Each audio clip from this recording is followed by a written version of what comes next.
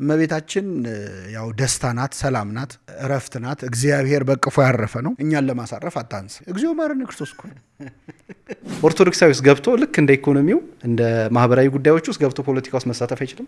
ምን መሰል አሁን እንደዚህ ስል እንደው ስራዬ በዝቶ እንደው ለቁጥር አስቸግሮኝ እንዳይመስል አይደለም።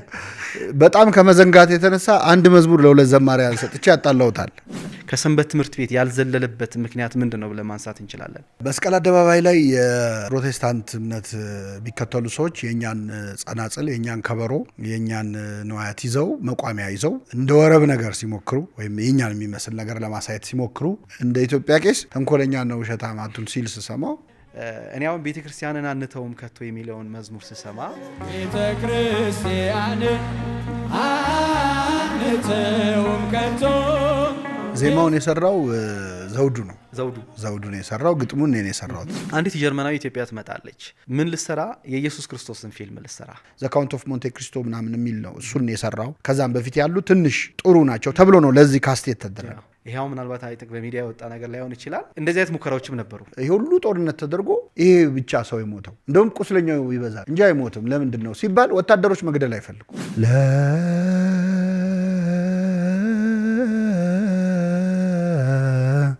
ዛቲ ድንግል የሚል ቆጠርኩት ቁጭ ብዬ 18 ካሜራ አውደ ምሕረቱ ላይ 18 ካሜራ አየሁ። አሁን ይሄ ሆሊውድ ነው ምንድን ነው ፕሮዳክሽኑ ማለት ነው? አንድ ስብከት ነው 18 ካሜራ ያልኩ ካሜራ የሆነውን ነው። የኢትዮጵያ ኦርቶዶክስ ተዋሕዶ ቤተክርስቲያን ቦታዋ እገሌ ቨርሰስ እገሌ ላይ መግባት አይደለም። የኢትዮጵያ ቤተክርስቲያን ቦታዋ ሲና ተራራ ላይ የሆነው ነው። የቆምክባት ስፍራ የተቀደሰች ናትና ጫማህን ከእግርህ አውልቅ ነው። አዲስ ምግብ መጥቷል ተጋሚ ነው የሚባል አሉታል እና ስንት በእንትን ተሳፍሮ ሄዶ ሲያዝ ሽሮ ነው እና የኔው ጉድነሽ አለ ይባላል። እና ሁሉ ነገር የሚያምርባት አደባባይ ብትወጣ የሚያምርባት ብትዘምር የሚያምርባት ቦታውን መቀየር ብትችል ብትቀብር የሚያምርባት ኢትዮጵያ ቤተክርስቲያን ትቅበር። ሌላውን ቶ ስትቀብር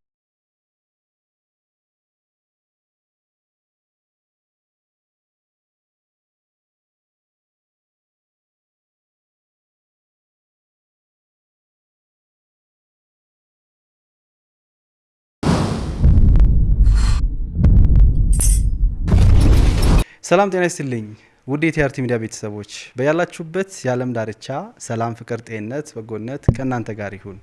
ይህ የቲአርቲ ሚዲያ ነው። ዛሬ የምትማሩበትን፣ የምታተርፉበትን፣ የምንማርበትን፣ የምናተርፍበትን ልዩ መርሃ ግብር ይዘን መጥተናል። እስካሁን ከሰራናችሁ ፕሮግራም እጅግ ልዩ ፕሮግራም፣ አብራችሁን ቆዩ። ፍጥረት ሁሉ ለእግዚአብሔር ይገዛል።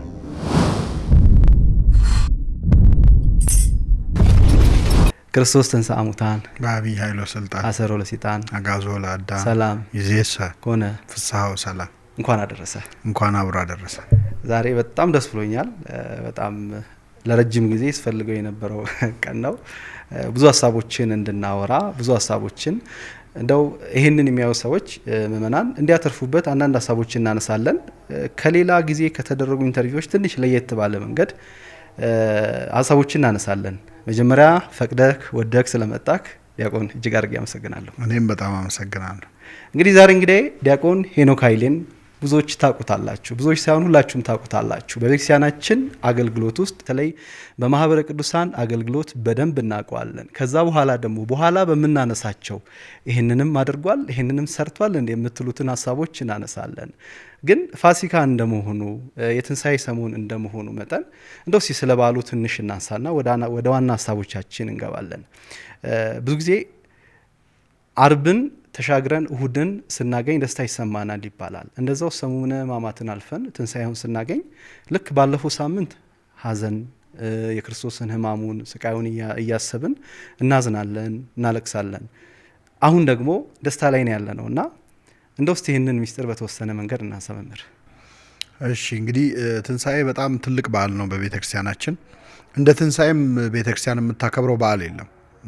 ለምሳሌ ከጌታ 18ቱ አበይት በዓላት እና ኖሳት በዓላት መካከል በተለይ ከአበይቱ የጌታ ልደት አለ፣ የጌታ ጥምቀት አለ፣ ደብረ ታቦር አለ። እነዚህ በዓላት የሚከበሩት ለአንድ ቀን ቢበዛ ለሁለት ቀን።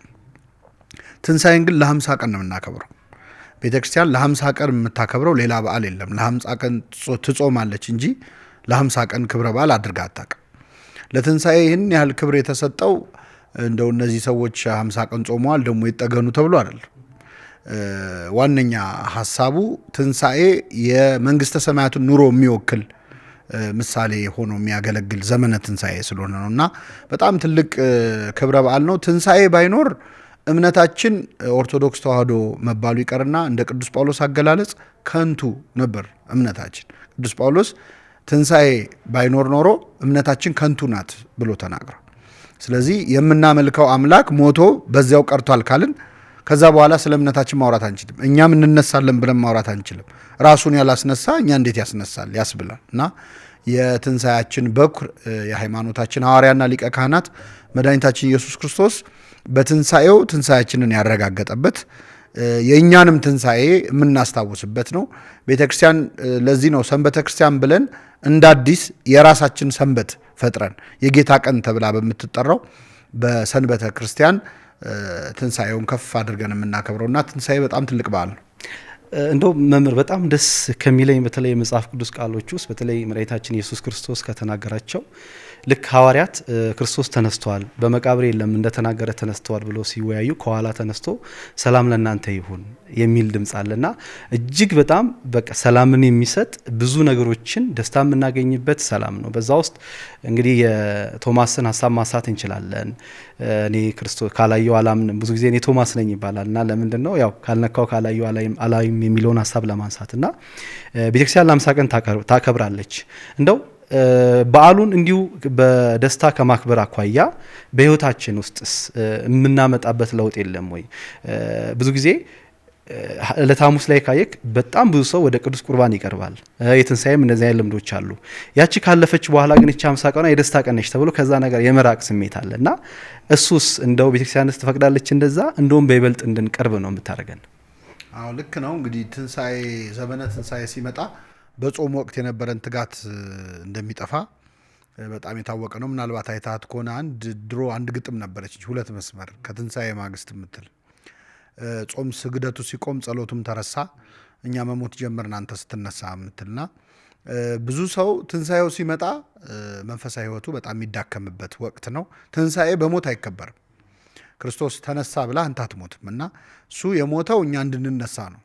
ትንሣኤው ደግሞ የእኛን ትንሣኤ ለማስቀጠል ነው፣ ለማረጋገጥ ነው እና የትንሣኤ በዓል በምግብ በመጠጥ ቢከበርም ስግደት ጾም ቢቀርም ስግደቱ ቢከለከልም ጾሙ ቢከለከልም ቢያንስ ግን በጸሎት በምስጋና በመንፈሳዊ ተግባራት ልናሳልፈው ይገባል። ካልተጠነቀቅን ይዞን የሚሄድ ጊዜ ነው።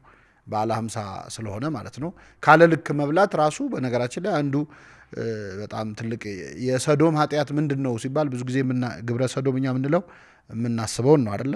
ግን ትንቢተ ሕዝቅኤል ላይ የሰዶም ኃጢአት አንዱ ያለ ልክ መብላት ነው።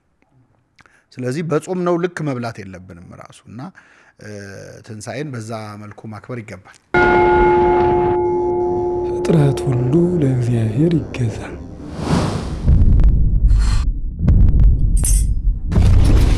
በጣም ደስ ይላል። እንግዲህ ኢቲአርቲ ሚዲያ ላይ ነው ያላችሁት። እጅግ ደስ የሚል እንደው ደግሜ ልናገር በጣም እጅግ አድርጌ አመሰግናለሁ መምህር አንተን ስላገኘው እዚህ ኢቲአርቲ ሚዲያ ስቱዲዮ መጥተህ ውድ ጊዜን ሰውተህ በጣም ይሄን የመሰለ ቆይታ እያደረግን ስለሆነ እጅግ አድርጌ አመሰግናለሁ።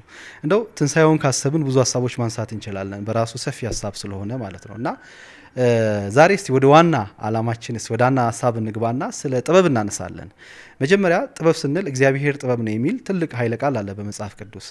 እግዚአብሔር ጥበብ ነው ማለት ምን ማለት ነው የሚለውን እስቲ አውዱን እናንሳው። እስቲ ከምን አኳያ ነው መጽሐፍ ላይ የተጻፈው? እኛስ ወደ ህይወታችን በምን አይነት መንገድ ነው የምንተገብረው? አዎ እንግዲህ ቅዳሴያችን ጥበብሰ መድኃኒነ ውእቱ፣ መድኃኒታችን ነው ጥበብ ማለት በደሙ የገዛን ዘተሳይጠነ በንዛተ ደሙ ወሐረየነ ለመንግስቱ የመረጠን ጥበብ መድኃኒታችን ኢየሱስ ክርስቶስ ነው። እንግዲህ ክርስቶስ መጽሐፍ ቅዱስ ላይ በሺ የሚቆጠሩ ስሞች አሉት። ስም ስለማይበቃው ነው። በነገራችን ላይ አንዳንዴ የሆነ ነገር መግለጽ ሳትችል ስትቀር ማን ብዬ ልጥራው ስምህን ለክርስቶስ ነው እና ለዚህ ነው ነቢየ እግዚአብሔር ዳዊት እንደውም የሚለው ሲያጣ አንተ ግን አንተ ነህ ብሏል። በቃ ሌላ ነገር ብሎ ሊገልጸው ስላልቻለ አንተ ግን ያው አንተ ነህ ብሏል እና የክርስቶስ ስም ብዙ ነው። የእግዚአብሔር በግ፣ የእግዚአብሔር ልጅ፣ የሰው ልጅ፣ የማዕዘን ድንጋይ፣ ሊቀ ካህናት፣ ሐዋርያ፣ እረኛ፣ በግ ሁሉንም ነው ክርስቶስ። እና ከነዚህ ብዙ ስሞቹ አንዱ ጥበብ ነው። ጥበብ ቤቷን ሰራች፣ ጥበብ 7 አዕማዷን አቆመች ሲባል ጥበብ እንዲህ ብላ ተናገረች ብሎ መጽሐፈ ጥበብ ላይ መጽሐፈ ምሳሌ ላይ ሲናገር ለጊዜው ስለሆነ ነገር ስለ ዊዝደም የሚናገር ይመስላል። ግን የጥበብ ሁሉ መጨረሻውም መጀመሪያውም መድኃኒታችን ኢየሱስ ክርስቶስ ነው እና ከዚህ የተነሳ ነው። ሁለተኛ የማዳኑም ስራ ጥበብ ነው። ቅዱስ ዮሐንስ አፈወርቅ ተግሳጽ በተባለው መጽሐፉ ላይ እግዚአብሔር ዓለምን ከፈጠረበት ጥበብ ዓለምን ያዳነበት ጥበብ ይበልጣል አለ። ምን ማለት ነው? ዓለምን ያዳነበት ጥበብ ዓለምን ከፈጠረበት ይበልጣል በምን አወቅ? ማለት እኛ አልነበርን፣ ዓለምን ሲፈጥር አልነበርን፣ ሲያድን ግን አይተናል። እና ሰው ደግሞ ካየውና ካላየው የሚያደንቁ ያየውን የመጀመሪያው እሱ ነው። ሁለተኛ ከመፈጠራችን በላይ በመዳናችን የተጠቀምነው ከመፈጠር በላይ ይሁዳ አሁን ባልተወለደ ይሻለው ነበር፣ ባልተፈጠረ ይሻለው ነበር ይባላል። ካለመዳን አለመፈጠር ይሻላል። ስለዚህ ከመፈጠራችን በላይ የተጠቀምነው በመዳናችን ስለሆነ የምናደንቀው ጥቅማችንን ነው፣ ያየነውም እሱን ስለሆነ። ሶስተኛው እግዚአብሔር ዓለምን ሲፈጥር አልደከመው፣ ዓለምን ሲፈጥር አላላበውም፣ አልወደቀም፣ አልተነሳም። እኛን ሲያድን ግን ወድቋል፣ ተነስቷል። ስለዚህ የፈጠረበት ጥበብ ከሚለው ይልቅ ያዳነበት የሚታየን ለዛ ነው። ወድቆ ራሱን አዋርዶ በእርግጥ አረፈ ተብሏል እኮ እግዚአብሔር ከስራ ሁሉ አረፈ ይላል አይደለ? በሰባተኛው ቀን ዓለምን ፈጥሮ ግን አረፈ የሚባለው እግዚአብሔር እረፍት አስፈልጎት አይደለም። ፐርሶኒፊኬሽን ነው። ልክ እግዚአብሔርን በሰውኛ ዘይቤ እንደመናገር ነው። በትክክል ያረፈው እግዚአብሔር በቀዳም ሱር ነው። መቃብር ውስጥ ተኝቶ ነው። የማይተኛው አምላክ የማይደክመው አምላክ ደክሞ ነው። እዚህ የመኃልየ ዘሰሎሞን ላይ ውዴ ተኝቷልና አትቀስቅሱት ትላለች የመኃልየዋ ሴት።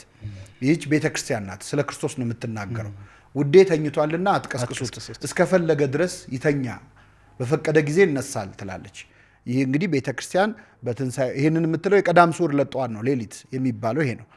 እስከ አመ ፈቀደ እስከወደደ ድረስ ይተኛ፣ ነፍስ የወደደችውን አይታችሁታልን እያለች ትጠይቃለች።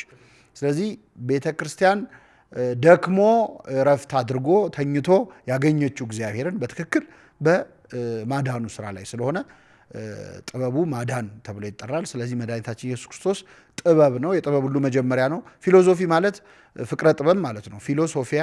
ሶፊያ ጥበብ ነው። ቅድስት ጥበብ ይባላል ክርስቶስ። ሀጊያ ሶፊያ የምትባል መቅደስ አለች በዚህ በቱርክ አይደል? ቅድስት ጥበብ ማለት ነው። የመድኃኔዓለም ቤተክርስቲያን ነው። ስለዚህ በዚህ የተነሳ ማዳኑም ጥበብ ስለሆነ እሱም ጥበብ ስለሆነ እግዚአብሔር ጥበብ ተብሎ ይጠራል። በጣም በተለይ የቅዱስ ዮሐንስ አፈወርቅም ሀሳብ ይሄ ነው። በተለይ ሕማሙን ስናስብ የቅዱስ ዮሐንስ አፈወርቅን ሀሳቦችን በጣም እናነሳለን። እሱ እንደሚሸለት በግ ከፊታቸው ሄደ ይናገሩታል፣ እርሱ ግን አይናገራቸው የሚሉ ሀሳቦችና በጣም ይደንቀኛል። ግን እግዚአብሔር ጥበብ ነው ዓለምን ከፈጠረበት ያዳነበት ጥበብ ይልቅ ይገልጻል። አርብን ማሰብ ነው። በጣም እንግዲህ ባለፈው በሕማሙ አስበን ቤተክርስቲያን የምታስተምረውን ነገር አይተናል እና በዚህ ውስጥ ብዙ ጊዜ ጥበብ ሲባል እንደው እንደ መነሻ ሀሳብ ቤተክርስቲያን የጥበብ ቤት ነች ይባላል። ያው ጥበብ እግዚአብሔር ነው፣ እግዚአብሔር ቤት ነች ለማለት ነው። ነገር ግን በተለይ ኪነ ጥበብ የሚለውን ሀሳብ ስናነሳ ደግሞ ቤተክርስቲያን የኪነ ጥበብ ቤት ነች የሚል እሳቤ አለ። ይሄ ነገር እንደው ዝም ብሎ ለንግግር ነው ወይስ እውነት ቤተክርስቲያን የኪነ ጥበብ ቤት ነች? ከሆነች በምን አኳያ ነው የሚለውን ነገር እናንሳና በዝርዝር ወደምናነሳው ሀሳብ እንሄዳለን። በጣም ጥሩ ነው። አንድ ይህን ስትል ምን ትዝ አለኝ መሰለህ? አንድ ሰውዬ ከእግዚአብሔር ጋር ምሳሌ ነው፣ ያው እግዚአብሔር እንዲደፍሮ የሚለው የለም። ከእግዚአብሔር ጋር እኔም መፍጠር እችላለሁ ብሎ ውድድር ጀመረ። ሰውን ለመፍጠር ነው የፈለግኩትን መፍጠር እችላለሁ፣ የፈጠራ ችሎታ አለኛል እና እሺ ፍጠር አለው እና አፈር ሲያነሳ እሱ የኔ ነው ቁጭ አድርግ ይለዋል። ድንጋይ ሲያነሳ እሱ የኔ ነው ቁጭ አድርግ ይለዋል። ለምን? ሁሉም የሱ። ሰው የፈጠራ ችሎታ ሊኖረው ይችላል፣ ግን አንድን ነገር ካለ ነገር ወደ ሌለ ነገር ማምጣት አይችልም አይደለ? መፍጠር የሚችል እግዚአብሔር ብቻ ነው። የዓለም ሕዝብ ተሰብስቦ ዝንብ አይፈጥርም። አንድ ትንሽ ትንኝ አንፈጥርም ወይ ካለው ነገር ወስደን ነው። ይህን ምሳሌ ለምንድን ነው ያነሳሁት? እስቲ የኢትዮጵያን ኪነ ጥበብ ቤተክርስቲያንን አውጥታየው ኪነ ጥበቡና ልክ እግዚአብሔርና የሰው እየተነጋገሩ እንደሚባለው ምሳሌ ሙሉ እሱ ታሪክ ነው። የኪነ ጥበብ ባለሙያዎችና የኢትዮጵያ ቤተክርስቲያን ግራና ቀኝ ቁጭ ብለው እስቲ የእሷን የሆኑ ነገሮች ሳይነኩ የኪነ ጥበብ ስራ ይስሩ። ልጻፍ ካሉ በማ ፊደል፣ ማን በሰራው ፊደል ነው የሚጽፉት? ማን በፋቀው ብራና ነው የሚጽፉት? ላዚም ቢሉ በማን ዜማ ነው? በየትኛው መሳሪያ ነው? ስለዚህ የኢትዮጵያ ኪነ ጥበብ ተወደደም ተጠላም የግድ ከቤተ ክርስቲያን የተገኘ ነው። አሉም የሚባሉት ጃይንት የሥነ ጽሑፍ ሰዎች የቤተ ክርስቲያን ውጤቶች ናቸው። እና አዲስ አለማየሁና የፍትሐ ንጉሴ የዲማ ተማሪዎች ናቸው። ተርጓሚዎቹም በአብዛኛው በዜማውም በምንም ዘርፍ ብታይ የኢትዮጵያ ቤተ ክርስቲያን የሥነ ጥበብ እና በሥነ ጽሑፍም ዘርፍ ብትል በጣም ሰፊ ነው። ስነ ስዕል ብትል አይኮኖግራፊው በጣም ድንቅ የሆነ የኢትዮጵያ ቤተ ክርስቲያን ዘርፏ ከመብዛቱ የተነሳ ለማጥናት እስክንቸገር ድረስ ስነ ጽሑፍም ብትል እንግዲህ ከአራተኛው ክፍለ ዘመን ጀምሮ እስካሁን ድረስ በሺህ የሚቆጠሩ ብራናዎች የእኛን ብራና እየተረጎሙ የሚኖሩ ፈረንጆች አሉ። እስካሁን የእኛን ብራና እየተነተኑ ፔፐር እየሰሩ በእኛ ብራና ይዘት ላይ ሊትሬቸር ሪቪው እየሰሩ የሚተዳደሩ እኔ እንደውም አንድ በቅርብ ስሟን ለመጥቀስ ቸገራለሁ 12ኛው ክፍለ ዘመን ላይ መጽሐፍ የሰራች ሴት አለች፣ ፈረንጅ ናት። እና ትርጉም ስራ ስለመስራት ብሎ አንድ ሰው አገናኘኝ እና አልተስማማንም። ብቻ ዲቴሉ ልተውና የገረመኝ የ12ኛው ክፍለ ዘመን ታሪክ ብቻ የኢትዮጵያ ታሪክ የኢትዮጵያ ቤተክርስቲያንን የ12ኛው ክፍለ ዘመን ታሪክ ብቻ አጥንታ ለሰራችው ስራ $300,000 ነው የተሸለመችው። ልታገኙት የምትችሉት ነው። እና ዘሜዲቫል ሂስትሪ ላይ ጽፋ $300,000 ነው ያገኘችው። እና የሆነ ሀገር ላይ እኛ አሁን አልገባንም እንጂ የሆነ ሀገር ላይ የእኛን የሆነ ዘመን የቤተክርስቲያን ስነ ጽሑፍ፣ የቤተክርስቲያን ስዕል ወይ የቤተክርስቲያን እንትን አጥንቶ የሚኖር ሰው አለ።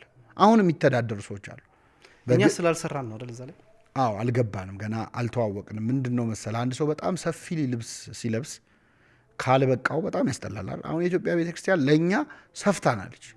እኛ በጣም ጠበን፣ ቤተክርስቲያኗ በጣም ሰፊ ስለሆነች አልተዋወቅንም። ራሱ ገና መጀመሪያ ማመን አለብን እኛ በዚች ቤተክርስቲያን ማንነት ከእውቀትም አንጻር በማወቅ ማንነቷን ልኳን በመረዳት ብዙ ስለሚቀረን ነው እንጂ ሌሎቹ ከሩቆ ነው የእኛን ቋንቋ አጥንተው የእኛን ግዕዝ አጥንተው እየተነተኑ ከክፍለ ዘመን ፔፐር እየሰሩ የሚተዳደሩ አሁን አክቲቭሊ ይህን ኢንተርቪው እየሰጠን እያለ የእኛም ቤተክርስቲያን ብራና የሆነ ቦታ ላይ የሆነ ሰው ፔፐር እያቀረበ ነው።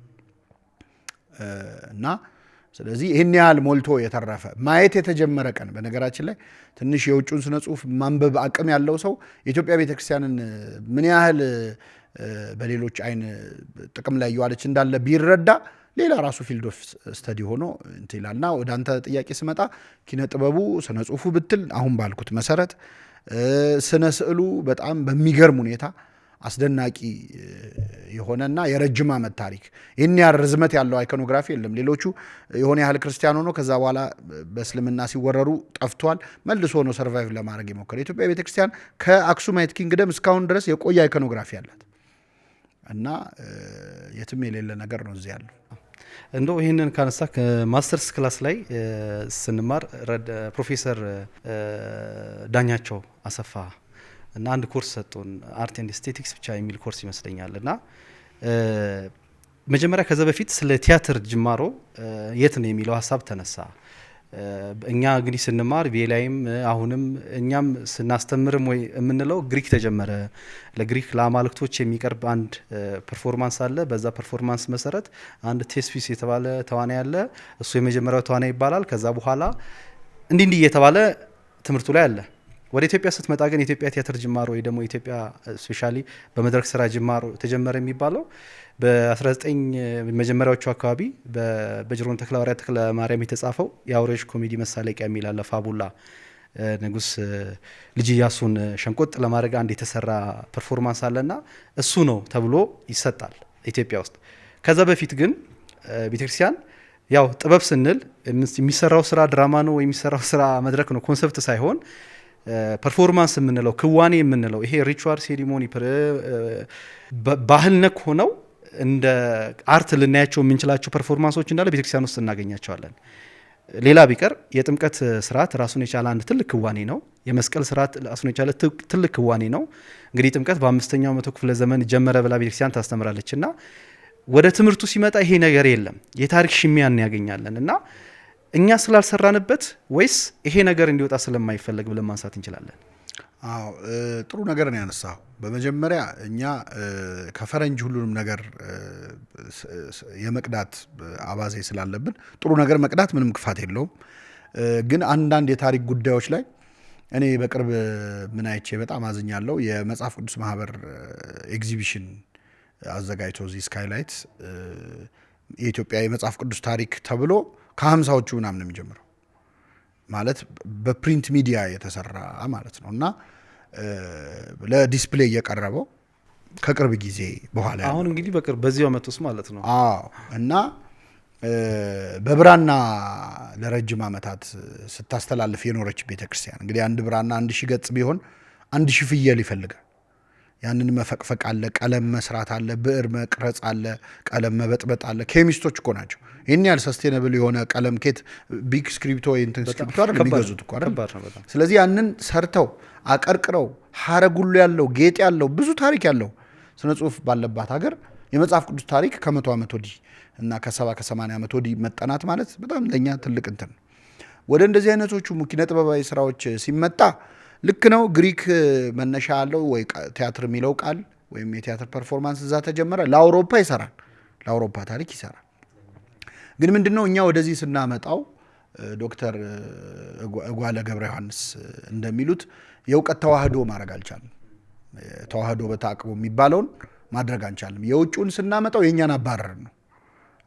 እውቀት ስናመጣ የኛን አባረርን እዚህ ምንም እንዳልተጀመረ እንደ አዲስ ነገር እንደኖረ ተደርጎ ነው የሚሰጠውና እንጂ በቀጥታ የቲያትር ፐርፎርማንስ ሊባል የሚችል ሪቹዋሎች እኮ አሉ። ለምሳሌ አሁን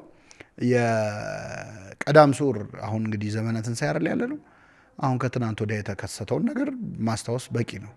ማይጠንት ሲደረግ ሌሊት ዲያቆኑ እየሮጠ ቄሱ እያጠኑ ሲሄዱ ዲያቆኑ ይሮጣል፣ ከደረሱበት ይመቱታል። እየሮጠ የሚሄደው ዲያቆኑ መሮጥ የዲያብሎስን መሳደድ ለማሳየት እንግዲህ ዲያቆን የዛን ቀን በዲያብሎስ ያው ዲያብሎስ ስለሚጀምር ይሆናልና እንትን ነው የዛን ቀን በዛ መልኩ ነው የምትገልጸው ቤተክርስቲያን።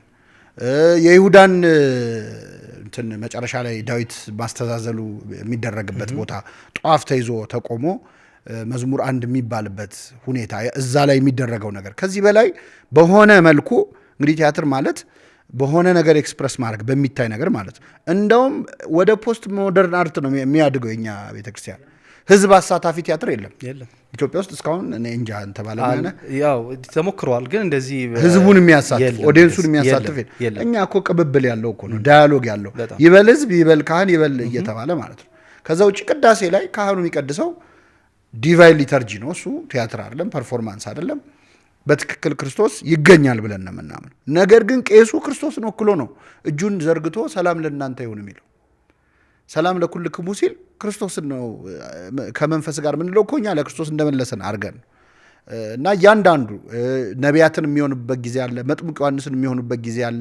ኢያሱን ቄሱ አሁን እያጠኑ ኢያሱን መስለው እንደ ኢያሪኮ ግንብ እኛን ይዞሩናል። የኢያሪኮን ግንብ እንዳፈረስክ የእኛን ኃጢአት ግንብ አፍርሰው እያሉ ይዞራል። ስለዚህ በብዙ ጉዳዮች ላይ እንግዲህ በቲያትርና በፊልም ዘርፍ ትልቁ ኮንሰፕት ሲምቦሊዝም ነው አይደል? ሲምቦሊዝምን እንደኛ ቤተክርስቲያን የተረዳው የለም። እንኳን የምትፈጽማቸው ስርዓቶች ቀርቶ እቃዎቿ ራሱ ሲምቦሊዝም አላቸው። ይሄ እንደዚህ የሆነው በዚህ ምክንያት ነው፣ እንትኑ እንዲህ ሆነው ለምን አጠረ፣ እንዲህ ሆነ፣ እንዲህ ለምን ተሳለ እየተባለ በጣም በሆነ ነገር ሪፕሬዘንት የማድረግ ነገር አላት እና የኢትዮጵያም ኪነ ጥበብን በጣም ወደኋላ የሚያስቀረው መነሻው ከኢትዮጵያ ስላልሆነ ነው። የሆነ የፈረንጅ ተውኔቶች ወይም የፈረንጅ እንትኖች ነው ለረጅም ዓመት እንግዲህ ህፃን ሆነን ጀምሮ የነ ሼክስፒር ስራዎች ምናምን ነው የሚመጡት። ከዛ የተሻለ እኮ በጣም የሚገራርሙ ታሪኮች እኮ እዚህ ሀገር አሉ። ቴክኒኩን ወስዶ የዚህን ሀገር ስቶሪ ከመስራት ይልቅ ማለት ነው ማለት የታወቁ ክላሲክ እንትኖችን ለመስራት ካለ ጉጉት የተነሳና ለውጭው ነገር ካለ አክብሮት የተነሳ ግን ወደ ኢትዮጵያ ቤተክርስቲያን ጥበብ መጽሐፍት ብንመጣ ወደ ሀገራችን ታሪክ ብንመጣ የሚገርሙ ንጉሶች አሉ። እኛ ለምንድን ነው ስለ ኦዲፐስ ንጉስ ስለ አንቲገን ምናምን የምንሰራው? ይሄ ሁሉ ማለት ቢያንስ የሆነ ያህል ዓመት እኮ ዘመን ነገስታት የነበሩበት ሀገር ነው አይደል? ነገስታቱ ላይ በደንብ መስራት ይቻላል። ወይም ብዙ የሞራል ታሪኮች አሉ። የውጭ የፍቅር ታሪኮች ከሚታሰቡ አገር ውስጥ ብዙ የተፈጸሙ አሉ። በጣም ወደ መንፈሳዊ ከመጣ ደግሞ ባህር ነው። በጣም ተዝቆ ያልከው ባህር ነውና ገና ያልታረሰ መሬት አርገን ነው የምናየው። በጣም ስፔሻሊ አሁን ግሪክ ላይ ብትሄድ ቅድም እንዳልከው ኦዲፐስና አንቲገን ይነሳሉ። የራሳቸው ነው፣ ለራሳቸው ካልቸር ይጠቅማቸዋል። ኢሮፕንም ያስተምሩበታል። ወደ እንግሊዝ መጣ እነ ሼክስፒር የጀመሩት ሪቮሉሽን በጣም ለውጥ አምጥቶላቸዋል። ስካንዲኔቪያን የሚባሉት ደግሞ የጀመሩት እንደሚታየው ነው። እኛ ጋር ሲንመጣ ያው ቀደም እንዳልከው ነው የኛን ፕሮሞት ከማድረግ ይልቅ ትንሽ የታሪክ ክፍተትም የታሪክ ሽሚያም ያለ እንደገና ደግሞ እኔን እዚህ ላይ ላቋርጥ። የታሪክ ሽሚያም ምናምን የሚመጣው ምንድነው ቮልቴር የሚለው ነገር አለ። ታሪክን ጉልበተኞች ጽፉታል ወይም በእርጁ ላይ ያለን የሚጽፈው ታሪክ ከሚጻፍበት መንገድ አንዱ ኪነ ጥበብ ነው አይደለ? ስለዚህ ከልጅነቱ ያያደገውን ነው አይምሮ ውስጥ ቀርቶ እንትን የሚለውና በዛ ደረጃ ኃላፊነትን መወጣት ቢቻል በትክክል ይሄኛው ችግር ሁሉ ላይፈጠር ይችል ነበር። የታሪክ ሽሚያ ምናምን የምንለው የቅርብ ዓመታት ታሪክ ሊሆን ይችላል። እስቲ ደግሞ ወደ ራሳችን የቤት ስራ ደግሞ እንመለስ። ለምሳሌ በሰንበት ትምህርት ቤት የኪነ ጥበብ ክፍል አለ። ግቢ ጉባኤያት ላይ ይሄም ይዞተራል በደንብ በዛ ውስጥ አልፈን አይተነዋልና ጥሩ ጅማ ግን ከዛ ያለፈ አይደለም። በተለይ የጥበብ ስራዎች እኔ ስለ 3D ስዕል ኮንሰፕት ሲነሳ ጣና ደሴት ላይ መሄድ በቂ ብቻ ይመስለኛል። አይ ቲንክ ኡራ ኪዳነ ምሕረት ወይ ዘጌ ያሉ ስዕሎች የሚገርሙበት ወደፊት ሊሳሉ የሚችሉ ጥበቦች ሁላ ተስለዋል እና ያንን ነገር አውጥቶ የማሳየት ያንን ነገር አውጥቶ በሰዎች ዘንድ የማስረጽ ኃላፊነት የኛ አይደለም። ያንንስ ለማድረግ ከሰንበት ትምህርት ቤት በተለይ ኪነ ጥበብ ክፍል ከሰንበት ትምህርት ቤት ያልዘለለበት ምክንያት ምንድነው ብለን ማንሳት እንችላለን? በጣም ጥሩ ነገር ነው ያነሳው። በሰንበት ትምህርት ቤቶች በጣም የሚገርም እንቅስቃሴ ነበረ። በተለይ በ90ዎቹ ዓመተ ምህረት ውስጥ በጣም የሚገራርሙ የኪነ ጥበብ ስልጠና ሁሉ እስከ መስጠት የደረሱ በጣም በርካታ ባለሙያዎች ይወጡባቸው ለሀገሪቱም ለቤተክርስቲያንም አገልግሎት በጣም ጥሩ እንቅስቃሴ ያደረጉ ሰዎች አይተናል። አሁን በተለይ አርት ላይ ያሉት በዛ ጊዜ የወጡ ናቸው እንዳለ የዛ ጊዜ ተማሪዎች ናቸው። እና እንደው ጥናት ይፈልጋል በእውነት ለምን ቆመ የሚለውን ግን ሰፋ አድርጎ ወደ ፊልም ኢንዱስትሪ ማደግ ይችል ነበር። ምክንያቱም የቤተክርስቲያን አገልግሎት በተለይ የሰንበት ትምህርት ቤት አገልግሎት እኔ እንደ መሰላል ነው የማየው። መሰላል ላይ ለምሳሌ ወተን እኔ ከአንተ ስር እየተከተልኩ አንተ ከፊቴ ሄደ መሄጃ ካጣ ወደ መመለስ የምትፈልገው ለመመለስ ደግሞ ከአንተ ስር ያሉትን የገፋህ የምትወርደው አይደለ? እና በሰንበት ትምህርት ቤት አገልግሎት እስከሆነ ያህል ተግተው የሆነ ደረጃ ላይ ማቹሪቲ ላይ ሲደርሱ የሰዎቹ ብስለትና የአገልግሎቱ ቅርጽ አይመጣጠንም። ማለት ሰንበት ትምህርት ቤት ውስጥ ያለው የአገልግሎት ዘርፍ መዝሙሩ ምኑ ኪነ ጥበቡ ምናምን አለ አይደለ? የተለመዱት አገልግሎቶች እነሱ አገልግሎቶች በጣም ሰንበት ትምህርት ቤት ውስጥ ለ20 ዓመት ለ10 ዓመት የቆየ ሰው በደንብ ሲበስልና ሲረጋጋ ይጠቡታል። ስለዚህ ሁለት አማራጭ አለው፣ ወይ ጥሎ ይወጣል ወይ ደግሞ እዛው ሆኖ አዲስ የሚመጡት ሰዎች ያስቸግራል። ተተኪላ እንዳይፈራ ሊያደርግ ይችላል። ከሁለት አንዱ ማለት ነው። እና ሄደህ ወደ ተለቀ ኢንዱስትሪ ማደግ ይችል ነበር። አሁንም ይሄን የሚሰሙ ሰዎች በደንብ ይረዱታል። በተለይ ሰንበት ትምህርት ቤት ያደጉ በጣም የሚገራርሙ ጸሐፊዎች አሉ። በርካታ ስነ ግጥም የሚጽፉ አሉ። ቲያትር የሚደርሱ አሉ። መንፈሳዊ ፊልሞች የሚያዘጋጁ ልጆች አሉ። ይህኔ ዘርፍ መሆን መቻል ነበረበት።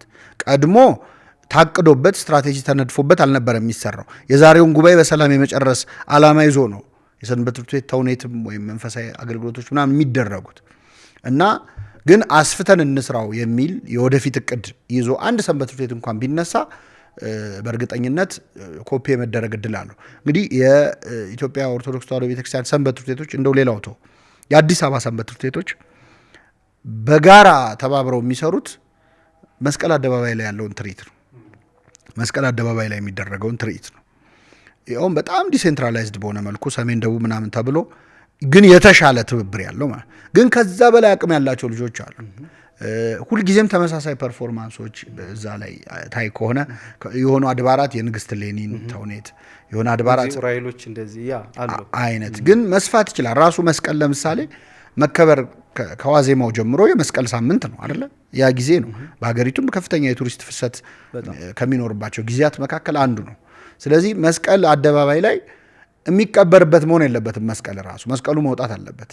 መቼ ነው እስቲ አደባባዩ በመስቀል ታጥሮ ሁሉም እንደው የየአድባራቱ ዲያቆናት የመጾር መስቀል ይዘው አደባባዩን አጥረው መቼ ነው ምህላ የሚደርሰው? መቼ ነው አደባባዩ በጣም የሚሞላው? እኛ እኮ ራሳችን እጃችን ላይ ያለ ኢቨንት ነው አይደል? ይሄንን ለማድረግ ግን ሰንበት ትምህርት ቤቶች ዘምራችሁ ቶሎ ሄዱ ከመባል የበለጠ መብት ሊሰጣቸው ይገባል። ኢቨንቱን ኦርጋናይዝ ከማድረግ ሙሉ በሙሉ ዲግኒተሪስ ተጠርተው ባለስልጣኖች ምናምን ተጠርተው ንግግር አድርገው የሚሄዱበት ኢቨንት መሆን የለበትም። ምህላ የሚደረግበት፣ ጸሎት የሚደረግበት፣ ህዝቡ በትክክል ዘምሮ የሚሄድበት፣ ማይጠንት በደንብ የሚደረግበት እንደው ከተማይቱን የሚያጥን ዕጣን ሊደረግ ይችላል መስቀል አደባባይ ላይ። ምክንያቱም በጣም ከለርፉል ነው። ኢትዮጵያን ክሮስ አሁን ክሮስ የአርሜኒያን ክሮስ አንድ ነው። የአርሜኒያን ክሮስ ይባላል። አሁን ዝም ብለህ ጉግል ላይ ሰርች ብታደርግ ኢሜጅ አርሜኒያን ክሮስ ይባላል፣ ኮፕቲክ ክሮስ ይባላል። ኢትዮጵያን ክሮስ የሚባል የለም። ኢትዮጵያን ክሮስስ ነው ያለው። ለምን ከ1000 በላይ የክሮስ ዲዛይን አለን።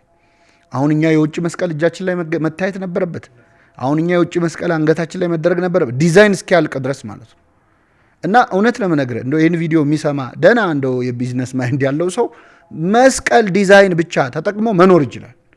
የኢትዮጵያ ቤተክርስቲያን ማመን አይቻልም። ራሱ የቫራይቲው መጠን፣ የመስቀሉ አይነት ብዛት መጠን ምንም ልትገልጹ አትችልም። መስቀሉ ላይ የሚሰሩ ዲዛይኖች በዛ ደረጃ ያለ ማሽን በእጃቸው ማለት በዛ ዘመን ማለት ነው። እኛ አሁን በአሁን ዘመን ዱፕሊኬት ማድረግ ያልቻልነው እንደውም ከኛ ይልቅ እነማ ብልጦኑ ቻይናዎቹ የእኛን መስቀል ለኢየሩሳሌም ምናምን ይሸጡልናል።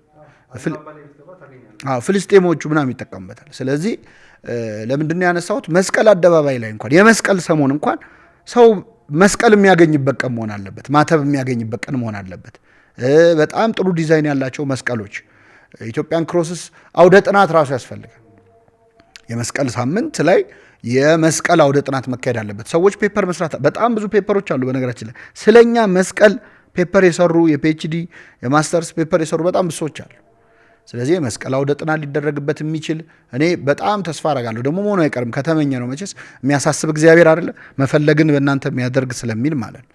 መስቀል አደባባይ እንደው የየአድባራቱ ዲያቆናት በሙሉ አለ የሚባለውን የመጾር መስቀል ያ የሚዋጋውን ከውጭ የመጣውን ቆርቆሮን አይደለም የኛ አለ በጣም በስርዓተ ቤተክርስቲያን የተሰራ ክርስትና ቤት የምንጠቀምበት እሱን መጾር ይዘወተው አደባባዩን ቢያጥሩ የሚፈጠረውን የምናርቀውን ክፉ መንፈስ የምናቀርበውን ጸጋ እግዚአብሔር በአገሪቱ ላይ የምናቀርበውን ረድኤት እናየዋል። በትክክል ምህላ ቢደርስበት ቦታው አይደረግም ማለት አይደለም። ጸሎት ግን ህዝቡን በደንብ እየሰማ እያሳተፈ ማለት ነው።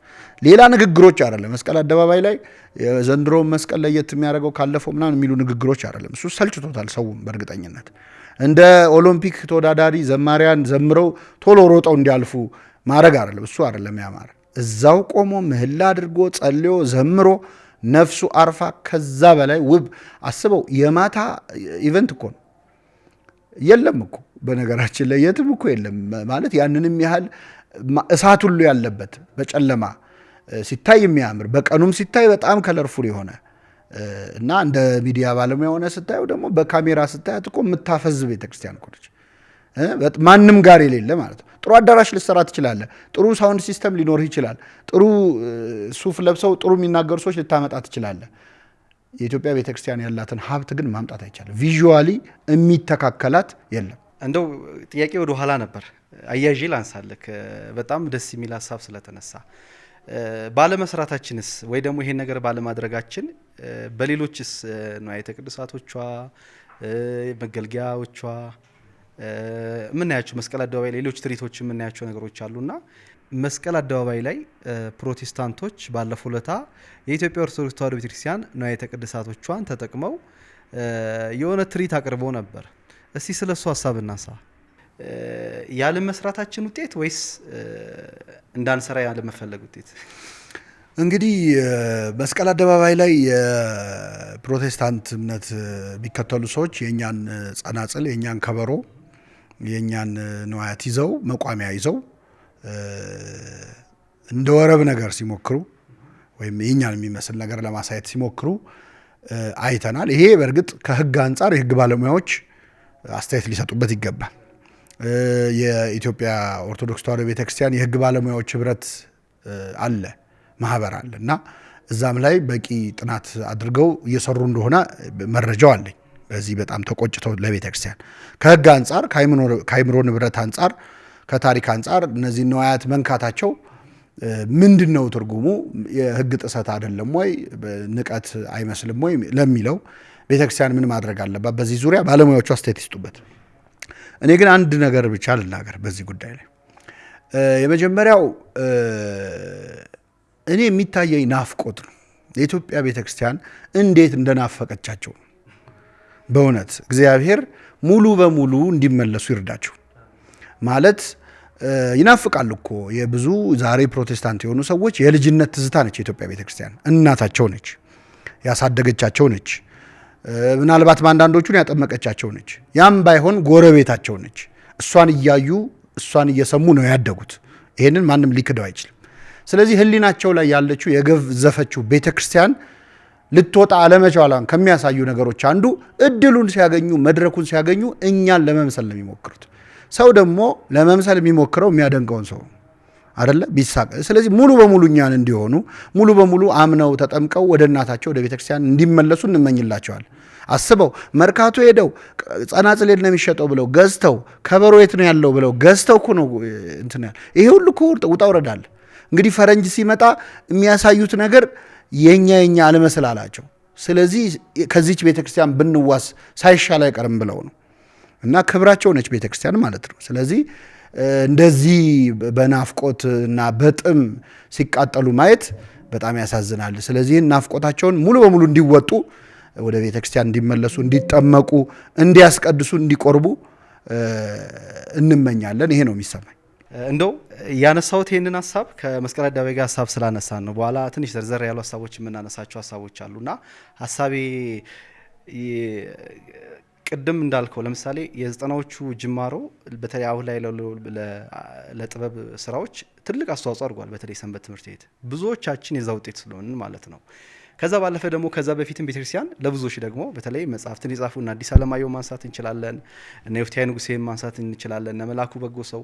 ለምሳሌ ዮፍታሔ ንጉሴ ቀኝጌታ ዮፍታሔ ንጉሴ 1933 የአጼ ኃይለ ሥላሴ ልደት ሲከበር አፋጅሽን የሚል አንድ ቲያትር ጽፈው አቅርበዋል እና ለልደታቸው ያንን ቲያትር በእኛ ዘመን ነፍሳቸውን እንደው ይማርና ጋሽ አባተ መኩሪያ ሰርተውት ነበር። እንደ አጋጣሚ ሆኖ የእሳቸው በደንብ አስተምረውኛል እና ጋሽ አባተ መኩሪያ ያንን ቲያትር ስንሰራ ልክ አንደኛ እንትን አለው ኢቲክስ አለው ራሱ ገና ስክሪፕቱ ራሱ ማለት ነው። ሁለተኛ ይሄ የሚገዛክ ነገር አለ፣ ማንነት አለው፣ ኢትዮጵያን የሳሉበት መንገድ አለው። እንደገና ደግሞ ፈርሃ እግዚአብሔር እንዳለባቸው ያሳያል ያ ነገር።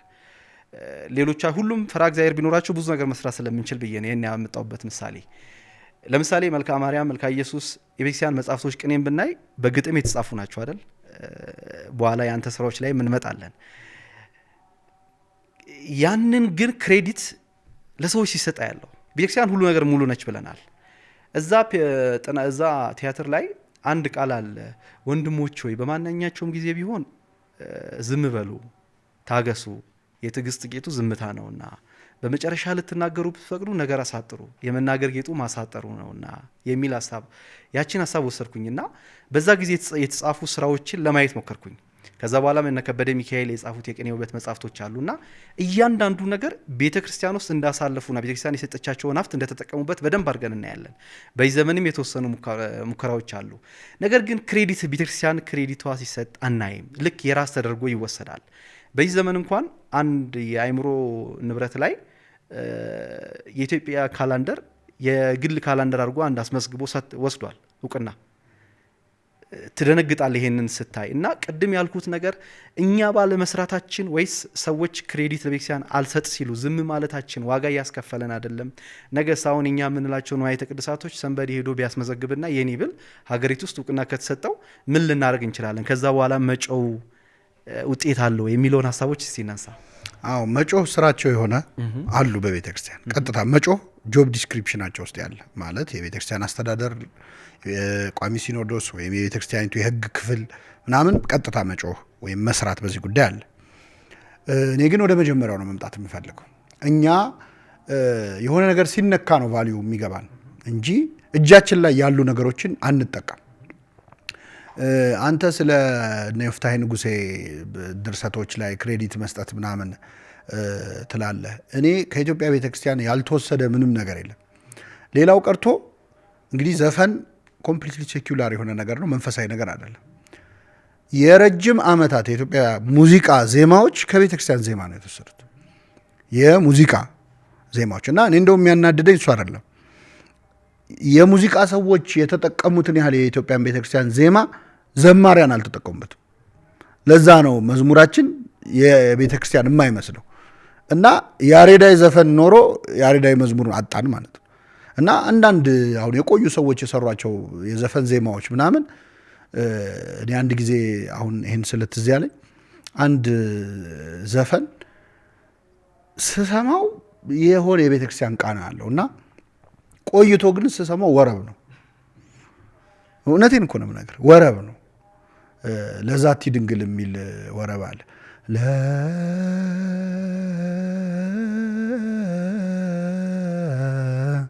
ለዛቲ ድንግል የሚል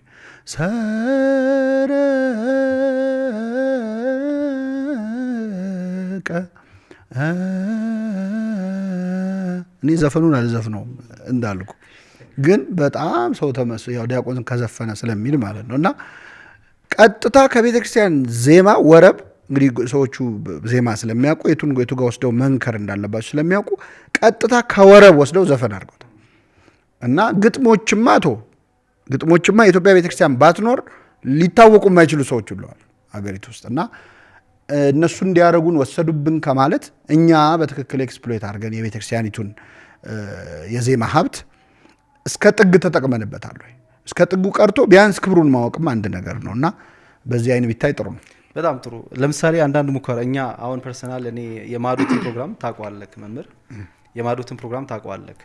የማዶት ፕሮግራም አዲስ የተፈጠረ የመጣ ፕሮግራም አይደለም። ቤተክርስቲያን ውስጥ የነበረ ሰንበት ትምህርት ቤት ውስጥ ለምሳሌ በአዳር ፕሮግራም ትላልቅ በዓላት ክብረ በዓላት ሲኖሩ በዋዜማው ላይ የሚደረጉ ክዋኔዎችን ወደዚህ ያመጣ ነው። ግጥም፣ መነባነብ፣ ሌሎችን ሶሎሎኪ የምንላቸውን ውጤት አመጣ። አየው አርት መግዛት እንደሚችል። ለምሳሌ እዛ ላይ በሚቀርቡ ግጥሞች እኔ 4 ልጆች አውቃለሁ ራሳቸውን ለማጥፋት የወሰኑ። ኤልያስ ሽታውን ሁሉ ያቀረበው ግጥም ነበር ራስ ለማጥፋት። ያንን ግጥም ሰምተው የተመለሱ ልጆች አሉ። ያው እግዚአብሔር ምናልባት ምክንያት ያን ነገር አድርጎላቸው ማለት ነውና ጥበብ የመግዛት አቅም አላት፣ ጥበብ የመያዝ አቅም አላት። ያንን ተጠቅመን ብዙ ነገር መስራት እንችላለን። ግጥም ላይ ስንመጣ የኛ ቤተክርስቲያን ግጥሞች ለምሳሌ የበፊት ዝማሬዎቻችን ለምሳሌ የታላቁን ዘማሪ የኪነ ጥበብን መዝሙር ብናነሳ ጸሎት ናቸው።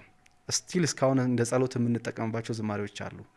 ዘመን ተሻጋሪ አይደሉም። በተለይ አሁን የሚወጡት አንደኛ ቤተክርስቲያን ሀብታታ ነው ዘመን ተሻጋሪ የማይሆኑበት ምክንያት። ይሄንን ሳነሳ ክሬዲት መስጠት ስላለብኝ አንተን ስራዎችን ማንሳት ፈልጋለሁ። እኔ አሁን ቤተክርስቲያንን አንተውም ከቶ የሚለውን መዝሙር ስሰማ የማርታ ኃይሌ መዝሙር ከዛ ደግሞ ዘማሪ ሲስተር ፋሲካም ስዘምሮ ሰማለሁና እነሱ መዝሙር ይመስለኝ ነበር።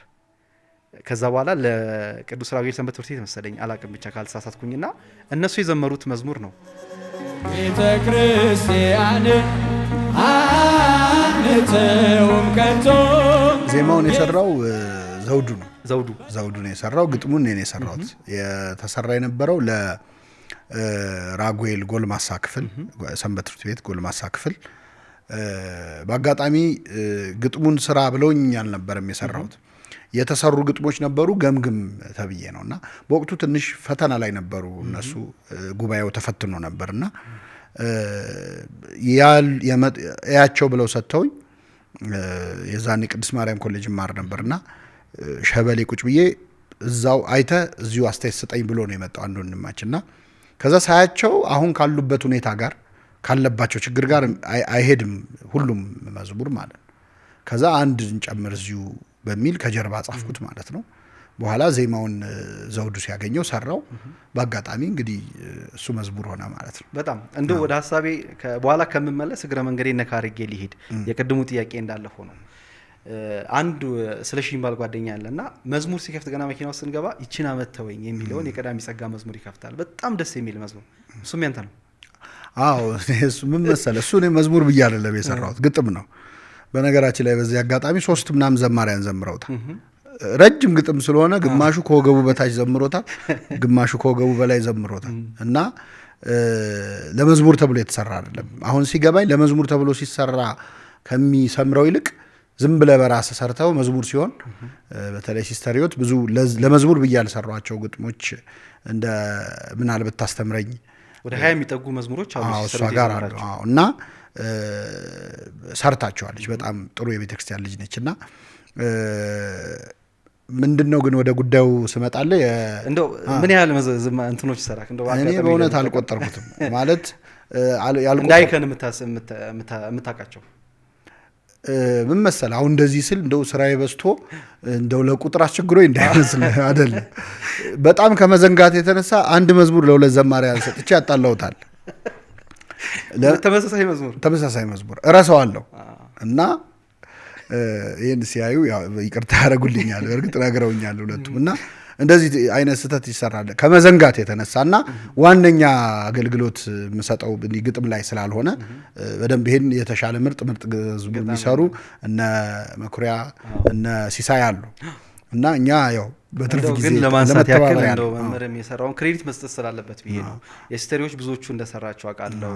እቺና አመት ብትወኝ እንደገና ደግሞ ቤተክርስቲያንና አንተውም ከቶ የሚለው ዝማሬ እንደው ሌሎች ምናልባት ተመልካቾቻችን የቀዳሜ ጸጋም ሌላ አንድ እንባችን ደረቀ የሚል መዝሙር የሲስተር ህይወት አብዛኞቹ ናቸው። ፍሬዘርም የዲያቆን ፍሬዘር የዘማሪ ክብሮም የኤልያስ በረከት የሚል መዝሙር እንደዚህ አሉ። በጣም ይቅርታ ያርጉልኝ እነ ዳዊት ፋንታይ እንግዲህ የረሳሁት ነው እነ ትዕግስት በርባን ትዕግስት ስለሺ ቪዲዮ እንደው ምን ነኝ የሰራውትና እውነት የሚገርም መዝሙር ነበር። በርባን ይፈታ ይሰቀል ክርስቶስ የሚል እሱም እንደዛ አለ። የማሙን በተለይ በደንብ የሚገልጽ መዝሙር ማለት ነው። መጽሐፍ አለ፣ የግጥም ስራ አለ፣ በኋላ ላይ ፊልሙ ላይ ምን መጣው አለ፣ ሌሎችም ስራዎች አሉና ወደ ሐሳቡ እንግባና እንመለስበታለን። እንደው የግጥም ዘመን ተሻጋሪነት አለመሆን በጣም ጥሩ ነገር ነው ያነሳው።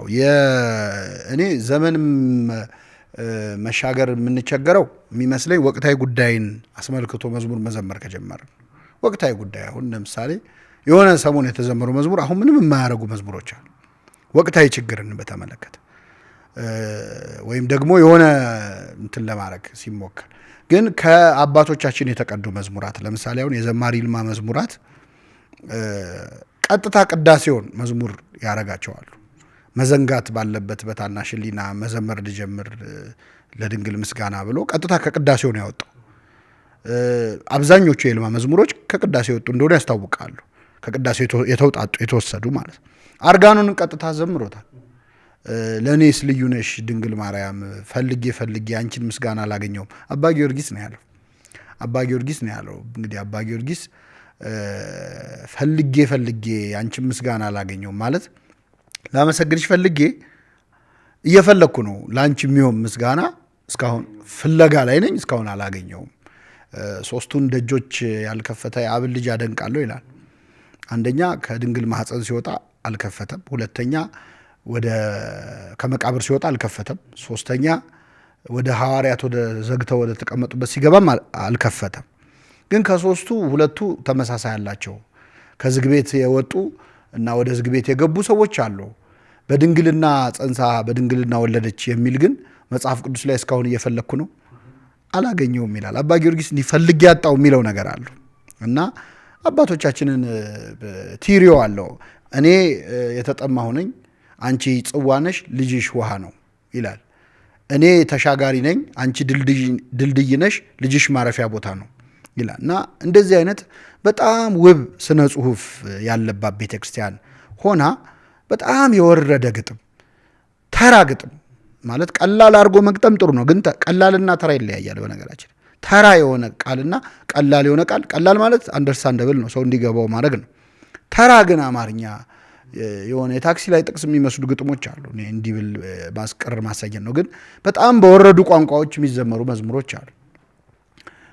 ሰው ላይ ቶሎ አፍ ላይ ሊገባ ይችላል፣ ቶሎ መዝሙሩ ሊያዝ ይችላል፣ ቶሎ ግን ይረሳል።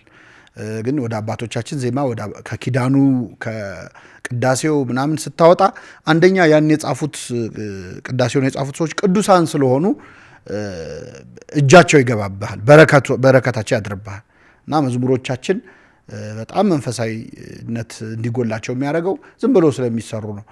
ሱባኤ እኮ ይዙ ነበር የቀደሙ ዘማሪያን መዝሙር ለማውጣት ለመጻፍ ሱባኤ ይዘው አስፈቅደው ደክመው ነበር የሚሰሩት እና ያን ድካማቸውን ያያል እግዚአብሔር።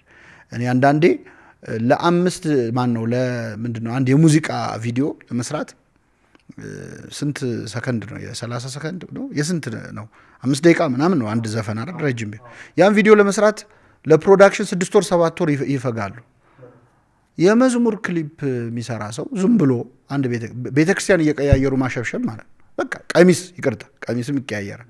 በአበሻ ቀሚሱ ነጠላው እየተቀያየረ ማሸብሸብ ከሆነ ስትንቀው ስራውን አይባርክልህም እግዚአብሔር። መደከም አለበት። ለስጋዊ ነገር በዛ ደረጃ ከተደከመ ለእግዚአብሔር ቤት አገልግሎት የእግዚአብሔርን ስራ በቸልታ የሚያደርግ ሰው የተረገመ ይሁን ይላል። እንደ ነገሩ የቃየል መስዋዕት ማድረግ የለብንም። አክብረን ነው ማገልገል ያለብንና እንደዛ ቢሆን በጣም ጥሩ። በጣም በተለይ ዘመንን መዋጀት ላይ እናነሳለን። እኔ ቅድም ከትዕግስት ስለሺ መዝሙር ድንግል ማርያም እግዚአብሔር አብን መልስላለች እርሱ የሌላ ሰው መዝሙር ነውና ሀሳቡ በሁለት መስመር የተገለጸበት መንገድ ሁልጊዜ ሊነሳ የሚችሉ ሀሳቦች ናቸው። አሁን ቅድም እንዳልናቸው ይሄ ዘመንን አለመሻገር፣ ዘመንን አለመዋጀት ቅድም ነው ከአንድ ኢቨንት በቃ የዘለለ ነገር አለመሆን አለ መዝሙሮቻችንና ምናልባት ይሄንን የሚሰሩ ወንድሞች ግልጽ ይነላቸው ዘመንን መዋጀት ስንል እስቲ እሱን ሀሳብ እናንሳ።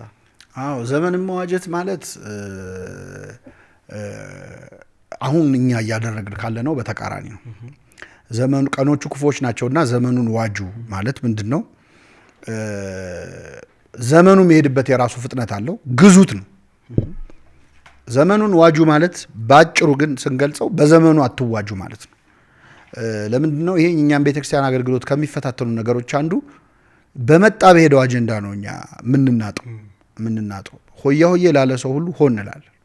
የሆነ ሰው መጥቶ የሆነ ነገር ካለ ሙሉ ይቆጣጠረናል። አገልግሎታችንንም ስብከታችንንም መዝሙራችንንም እና ሌሎች በሰጡን ርዕስ እስከ መስበክ ደርሰን ሌሎች በሰደቡን ቁጥር ምንድነው ሞኝን አንዴ ስደበው ቀኑ ሙሉ እንዲያለኝ ሲል ይውላል ይባላል። እና የቤተክርስቲያኗን ትልቅነት በጣም ስለረሳ ነው። ምን አይነት ትልቅ ቤተክርስቲያን ውስጥ እንዳለን በነገራችን ላይ አናውቅም። በጣም እኔ ከሌሎች በላይ እኛንን በደረጃዋ እያየናት ያልሆነው ቤተክርስቲያኒቱን ምን አይነት ትልቅ ቤተክርስቲያን እንደሆነች ማለት ነው። የምታስፈራ ዓላማ ይዞ እንደተሰለፈ ሰራዊት የምታስፈራ ይቺ ማናት ይላል። እንደ ኢትዮጵያ ኦርቶዶክስ ተዋሕዶ ቤተክርስቲያን ግርማው የሚያስፈራ የለም። በሚጠሏት አይምሮ ውስጥ እንኳን ያላት ምስል በጣም ትልቅ ነው። እንኳን በምንወዳት ቀርቶ ማለት ነው። በጣም የምታስፈራ ብዙ ሆነው ግን ትንሽ ሆና የምትፈራ ነች። ሁሉ ነገር የሚያምርባት፣ አደባባይ ብትወጣ የሚያምርባት፣ ብትዘምር የሚያምርባት፣ ቦታውን መቀየር ብትችል፣ ብትቀብር የሚያምርባት ኢትዮጵያ ቤተክርስቲያን ትቅበር፣ ሌላውን ስትቀብርህ ታሳምረዋለች። እና በዚህ ደረጃ ግርማ ያላት፣ ዜማ ያላት፣ ስነ ጽሁፍ ያላት ቤተክርስቲያን ይዘን በጣም የማላዘን የቪክቲም ሁድ ሜንታሊቲ አይነት አገልግሎት በጣም ዋጋ ያስከፍለናል። የሆነ በዋሽንት የታጀበ እንዲተደረግን አይነት ከሚል በላይ ኃይል ምን ያህል ኃይል እንዳለው አልገባንም። የኛ ቤተክርስቲያን ዜማ፣ የኛ ቤተክርስቲያን ስርዓት፣ ቅዳሴው፣ ዜማ ጣዕሙን ያወቀ ቀን ሰው እዚች ሀገር ላይ በጣም ከባድ ነገር ነው የሚፈጠረው። ስለዚህ ዘመንን መዋጀት በዘመን አለመዋጀት ነው እና በተሰጠር ርዕስ አለመናገር፣ እኩያ ቤተክርስቲያን ያለ እኩያዋ እንድትውል አለማድረግ።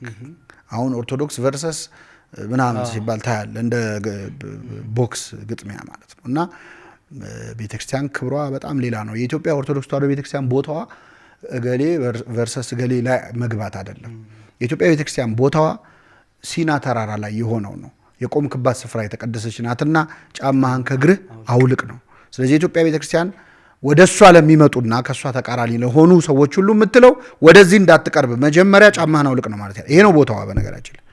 እና ወርደን ባናወርዳት ጥሩ ነው። በጣም እንግዲህ ቤተክርስቲያን ወርደን አናወርዳት በጣም ትልቅ መልእክት ነው። ይህንን ካነሳን እንግዲህ ቤተክርስቲያንን ክብሯን የምናሳይበት ክብሯን የምንገልጥበት ቤተክርስቲያን ሁሉ ነገር ሙሉ ምንም አይነት ቅንጣት ስህተት የሌለባት አስተምሮቷ ሙሉ ሁሉ ነገር ሙሉ የሆነ ነው። እኛ አላየናትም። ምናልባት ወደ ገዳማትና አድባራት ከሄድ ብዙዎችን አይታቸዋልና በጣም ከአይምሮ በላይ የሆኑ የምትገረምባቸው በጣም ብዙ ተአምራቶችን ታያለህ። ይምርሃነ ክርስቶስ በሐይቅ ላይ በባህር ላይ የተገነባን ህንጻ ቤተክርስቲያን ይሄ ዘመን ምልክትን ስለሚፈልግ አባቶች ቀድመው ትንሽ የቀዳዳ አዘጋጅተው ያችን ማሳያ አዘጋጅተዋል። ምን ያህል ቀድመውን እንደሄዱ የቀደም የጠቀስካችሁ መስቀሎች አሉ። ይምራህነ ብትሄድ ላሊበላ ብትሄድ ያሉት መስቀሎች ይደንቃሉ።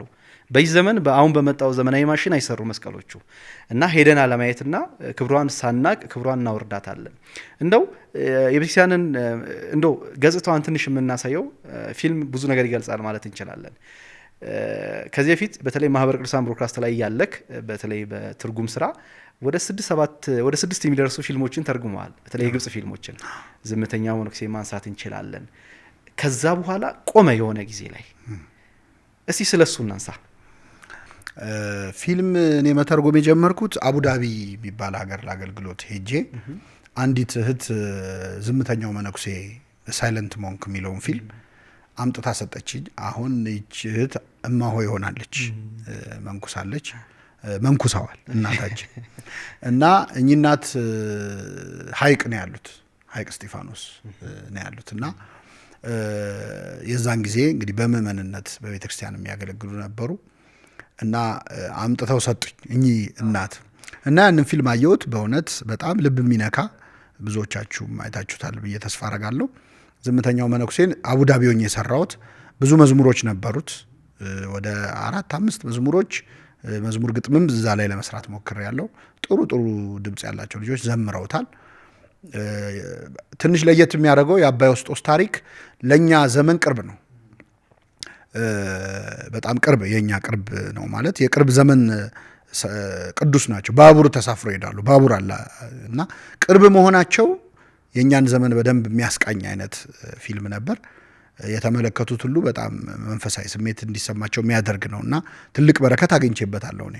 ከዛ በኋላ ወደ 6 ተረጎምኩኝ። የመጨረሻ ከማቆሜ በፊት ተርጉሜው ያልተለቀቀ ነበረ። የነፍስ አርነት የሚለውን ዘ ሪሊዝ ኦፍ ስፒሪት የሚለውን የአቡነ ሽኖዳን መጽሐፍ ላይ ያዩትን ራእይ እንደ በህልም ነገር ያዩትን የጻፉት አለ።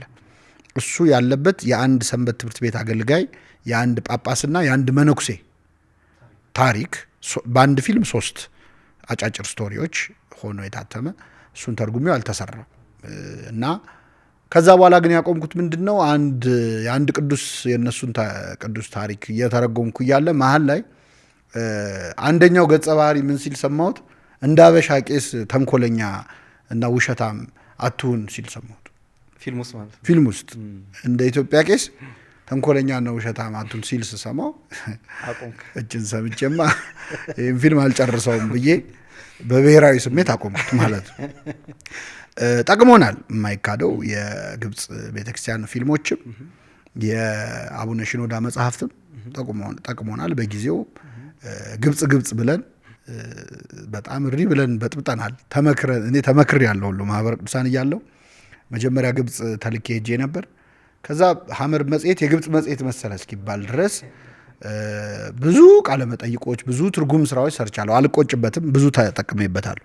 ያው እናታችን ቤተክርስቲያን ነች።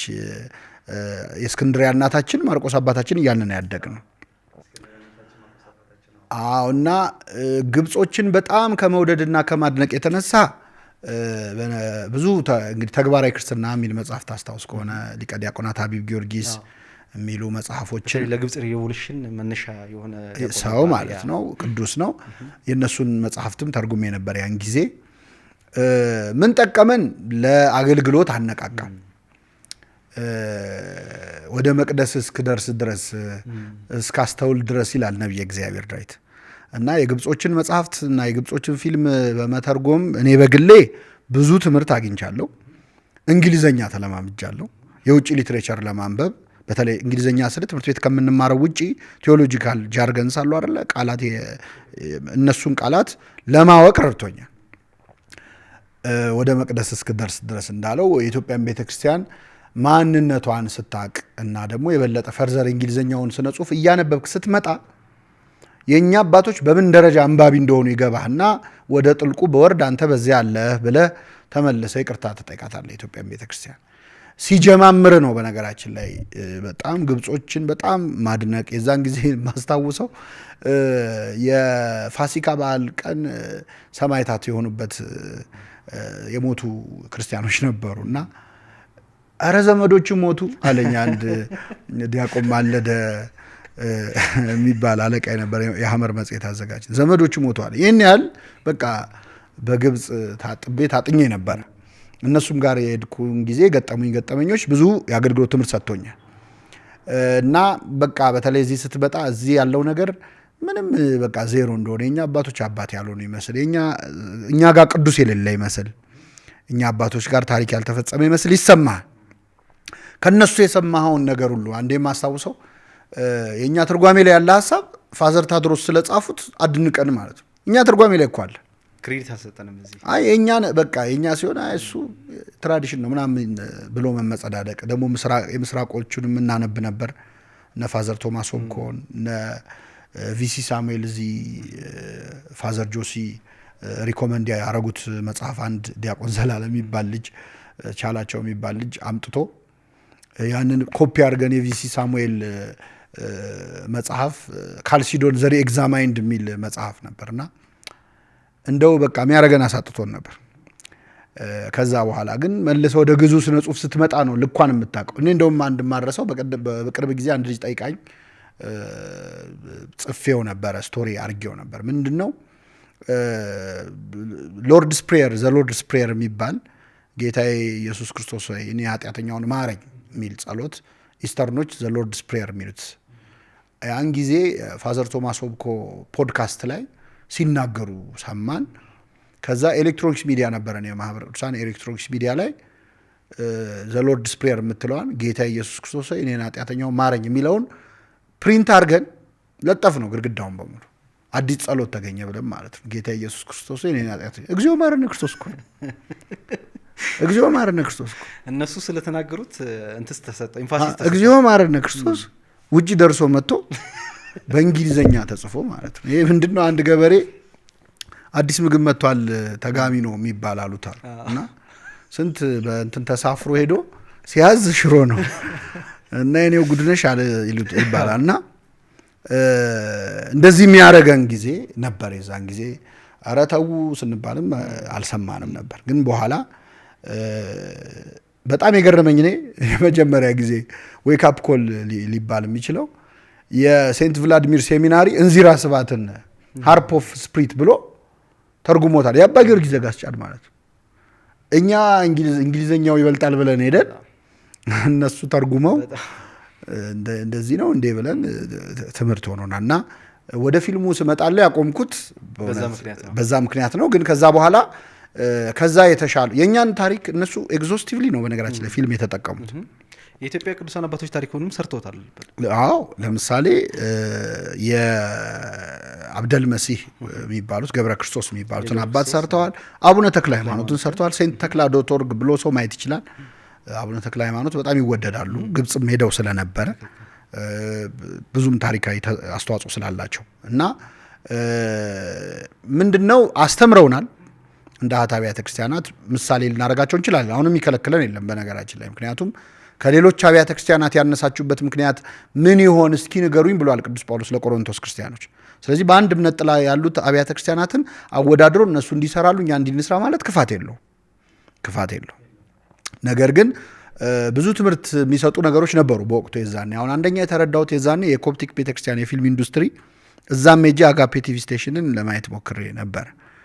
አቡነ ሀያት የሚሏቸው እነሱ አባ ገብረ ሕይወት የሚባሉ አባት አርፈዋል፣ በረከታቸው ይደርብን።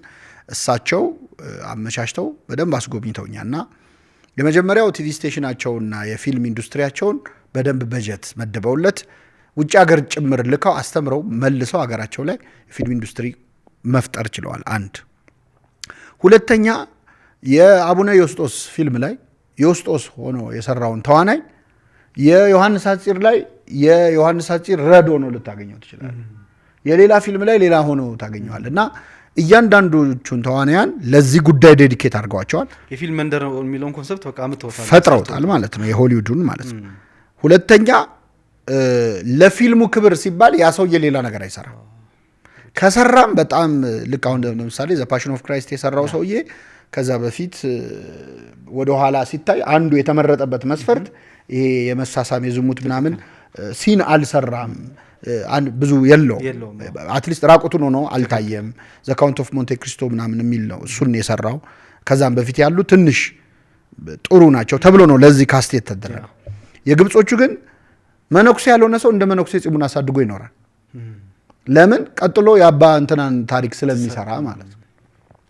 ስለዚህ ሰኞ የኮሜዲ ፊልም ሰርተ ማክሰኞ መንፈሳዊ ፊልም መስራት አትችልም ማለት ለእግዚአብሔር ወንጌል መለየት ያስፈልጋል። ለቤተክርስቲያን አገልግሎት መለየት ያስፈልጋል። ሰኞ የሆነ ድራማ ላይ ዘፍነ ማክሰኞ የሆነ መንፈሳዊ ፊልም ላይ መዘመር አትችልም። መምረጥ አለበት። የምታመልኩት ዛሬ ምረጡ ነው አይደል የሚለው። በሁለት ሐሳብ አታነክሱ ነው የሚለው።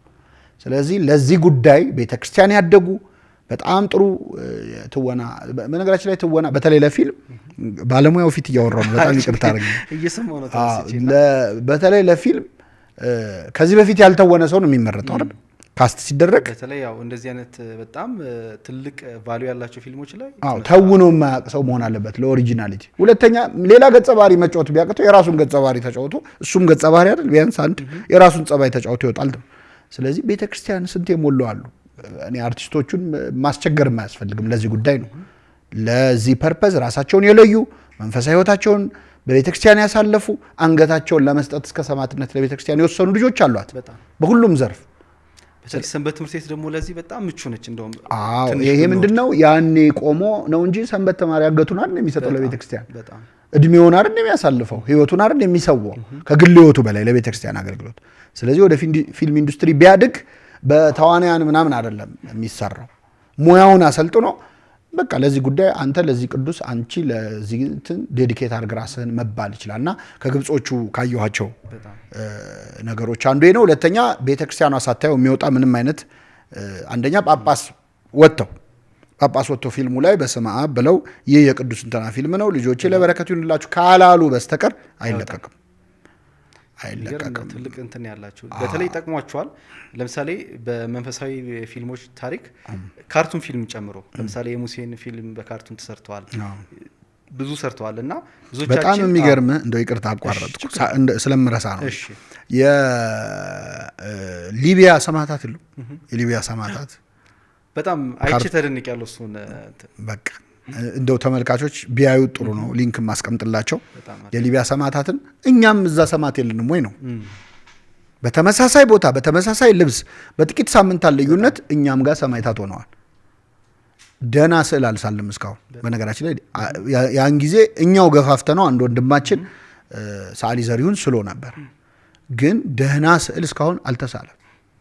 የግብጾቹ የሚገርም አንዱ ቶጎዊ ነው። ከሰማዕታው ቶጎ ቦታ ሄደው ቦታ እንትን ብለው መታሰቢያ አዘጋጅተዋል። ይሄ ተጠቅመውበታል ማለት ላነሳው እችላለሁ በሌላም ምክንያት፣ ግን በአጭሩ የተፈጠሩት ድሎች ሁሉ ለሚዲያው ፕሮፐርሊ ነው የሚጠቀሙበት በምንም መንገድ ማለት ኤግዞስቲቭሊ ይጠቀሙበታል። እና የመንፈሳዊ ፊልም እንትን ብዙ ዋጋ አሁን ግብጾች ማይኖሪቲ ሆነው ሳለ ዓለም ላይ ግን ድምጻቸው መሰማት እንዲችል ያደረገው አንዱ በሚችሉት ፊልምም በሄዱበት ሀገር የዛን ሀገር ቋንቋ አስጠንተው የራሳቸውን ሰው ወዲያው አስተርጉሞ መጽሐፎቻቸውን ታሪካቸውን በጣም እንትን ለማድረግ ይሞክራል። በጣም እኛ ጋር እሱ በጣም ትልቅ ድክመት አለ። በተለይ ቅድም የሊቢያን ሰማዕታት አንስተናልና በተለይ እነዚህ ወጣቶች በወቅቱ ምንም ጥያቄ የለውም ማተባቸውን አንሰጥም ብለው ነው እንጂ ያቺን በረሃ ለመሻገር እኮ አንገታቸው ላይ ማተባቸውን በጥሰው ማለፍ ይችላሉ። በጣም ትልቅ ክብር ነው የተጋደሉትና እሱ ብቻ የግብጽ ቤተክርስቲያን እንዳልከው በጣም ብዙ ስራዎች ተሰርተዋል። እኛም እያየን ያደግነው በተለይ ማህበረ ቅዱሳን በጣም ሰፊ ስራዎችን ሰርተዋል በትርጉም ደረጃ ማለት ነውና ከዛ በኋላ የሆነ ሰዓት ላይ ቆመ። ቀደም እንዳልኩ አንተ ያቆምከው እንግዲህ ሀበሻን ቄስ አባባሎች አሉ። ለምሳሌ ሀበሻና እባብን ብታገኝ ቀድማ ሀበሻውን ግደለው የሚል በጣም ደወረስት የሆኑ ለቃሉ ይቅርታና አባባሎች አሉ እንደው እንድተው የሚያደርጉክ ነገሮች። 2005 ወር 2006 ወይ 2004 ላይ አንዲት ጀርመናዊ ኢትዮጵያ ትመጣለች። ምን ልሰራ? የኢየሱስ ክርስቶስን ፊልም ልሰራ ቦታ መረጠች። ላሊበላ፣ አክሱም ምናምን ተፈቀደላት። ደግሞ ዝም ብሎ እኮ ምንድን ነው ያዘችው ምናምን ጥናት የለም ታውቃለህ። ዝም ብሎ ነው የሚፈቀደው እኛ ጋር እና ተፈቀደ። ከዛ በኋላ ካስት አስታውሳለሁ ቲያትር ትምህርት ቤት በጣም ብዙ ልጆች ተመረጡ ምናምን ነገር ጥናትን ማድረግ ጀመሩ። ቅድም እንዳልኩ አዲስ ሰዎችን ነው እንዳለ የመረጠችው። ፋይናል ላይ ግን ይሁዳ መጥቶ ጌታን ይስመዋል የሚለውን ቃል ያጨርሰው ኮንሰፕት የተጠቀመችበት ዳይሬክት ነገር ነውና ነው ይሄ ካልሆነ አይሆንም አለች። ከሚገርም ነገር ያን ነገር እንዳይሰራና ያ ነገር እንዲቆም ያደረጉት የተመለመሉት ተዋናዮች ናቸው። ኖ ይሄ አንሰራም በሚል እንትን ሶ ለቃ ወጣች። ይሄው ምናልባት አይተክ በሚዲያ የወጣ ነገር ላይሆን ይችላል። እንደዚህ አይነት ሙከራዎችም ነበሩ እኛ ሀገር ማለት ነውና ቅድም ይሄን ከምን አንፃር ነው ያነሳሁት? የግብጽ ጳጳሳት ያን ነገር አይተውት ኮንፈርም ሳያደርጉ አይወጡም ያልከው ነገር በጣም ስለገዛኝ ነው። አዎ በነገራችን ላይ ይሄን ስትል ምን ትዝ አለኝ መሰለህ? አሁን ይሄኛው ነገር እየቀረ መጣ። ምናልባት ለክርስቲያን በአጠቃላይ ለክርስቲያን ዓለም በፊልሙ ኢንዱስትሪ ሆሊውድ ጭምር ትንሽ መስመሩን እየቀየረ ነው የመጣው። ማለት እስከሆኑ አመታት ድረስ ክርስትና ላይ የሚያላግጡ ፊልሞች፣ በጣም ጸያፍ ፊልሞች፣ ክርስቶስ ላይ የሚዘብቱ እግዚአብሔርን ጨካኝ አድርገው ለማሳየት የሚሞክሩ ምናምን ነበር የሚሰሩት እስከሆነ ያለ አመት። ከሆነ ጊዜ በኋላ በጀስ ክፉ ነገር በጎ ነገር ያመጣል። ከኮቪድ በኋላ ተመልካቹ ሙሉ በሙሉ ከሲኒማው ይልቅ ወደ እንትኑ ወደ ኢንተርኔቱ መጥቶ የለ እንደ ኔትፍሊክስ እንደ አማዞን ፕራይም ምናምን እና እዛ ላይ ሰው ማየት ሲጀምር ገቢውን አዩት። ገቢው ምንድነው? መንፈሳዊ ፊልሞች የበለጠ ቪወርሺፕ አላቸው። ስለዚህ እሱ ላይ ኢንቨስት ማድረግ ተጀመረ። ብዙ ድክመቶች ቢኖሩትም እንግዲህ ሜል ጊብሰን የፓሽን ኦፍ ክራይስትን በመስማት መከራውን ያየው አይደል? ብዙ አታክ ተደርጓል ምናምን አንታይ ሴሚቲዝም ምናምን ተብሎ አሁን ግን ድክመቶቻቸው እንዳሉ ሆነው እሱ ሌላ ርዕሰ ጉዳይ ነው። ግን ዘ ቾዝን ዘ ሃውስ ኦፍ ዴቪድ ምናምን የሚሉ አሁን የዳዊት የጠቀስኩት የተሰራው ጥሩ ወጥቷል። የተሻለ ማለት በማላገጥ መልክ ሳይሆን በክብር ማለት ነው። እንግዲህ ክብር ይግባውና ክርስቶስን በሌላ መንገድ ለመስራት ሁሉ ተሞክሮ በፒቲሽን የቀሩ ፊልሞች አሉ ብዙ። አሁን ግን ምን ሆነ? እንደው እንደ እድል ነው በተለይ ፊልሙ ላይ ላሉ ሰዎች ቢሰሙት ይጠቅማቸዋል ብዬ ስላሰብኩ ነው። አሁን የመጣ ያለው ነገር ምንድነው? ሲያዩት ኦዲየንሱ በጣም እንደሚፈልግ ነፍሱ ትፈልጋለች። መጽሐፍ ቅዱስ መስማት ይፈልጋል። የመጽሐፍ ቅዱስ ታሪክ ማየት ይፈልጋል። ይሄን ሲያዩ የአማዞኑን ሰው እየጨምሮ ብዙዎቹ አሁን እዚህኛው ላይ ኢንቨስት ማድረግ ጀምረዋል። ጥሩ እድል ነው የምልህ። ምክንያቱም ተመልካች አለው በጎ ነገር ማለችን ለማንሳት በጣም ጥሩ ሀሳብ። እንደው ይሄንን ሀሳብ ያው በጣም ሰፊ ርዕስ ያስፈልገዋል። በጣም በተለይ እዚህ ላይ መተው እንደ ውይይት ቢያደርጉ ምላቸው በጣም ጥሩ ብዙ ወንድሞች አሉ። በተለይ ስቶሪ ከመናገር መስራት የሚችሉ ወንድሞች አኳያ ማለት ነው። ሶሚኬን ያው በቅርበት ታውቀዋለህ። በጣም ፓወር ያላቸው ልጆች አሉና እንደው ሰፊ ውይይት ቢኖረው ብዬ አስባለሁ እንደዚህ አይነት ሀሳቦች። ከዛ ባለፈ ለምሳሌ ፊልም የመግዛት የማስተላለፍ የማስተማር አቅም አላት ብለናል። አሜሪካ የሆነ ነገር ስታስብ የሆነ ቴክኖሎጂ ስታስብ የሆነ ነገር ስታስብ በፊልሞቿ መጀመሪያ ጠቆም ታደርጋለች። ትልቁ ገቢ ፊልም በጣም በትልቅ ገቢ ደረጃ አሜሪካ ላይ ይጠቀሳል። ህንድ ብንሄድ የህንድ ማንሳት እንችላለን። ናይጄሪያም እንደዛው። ኢትዮጵያ ላይ ስንመጣ እንደ ሀገር ድክመት አለ። አሁን ግን እንደ መንፈሳዊ ስንመጣ ሶርስ አለ።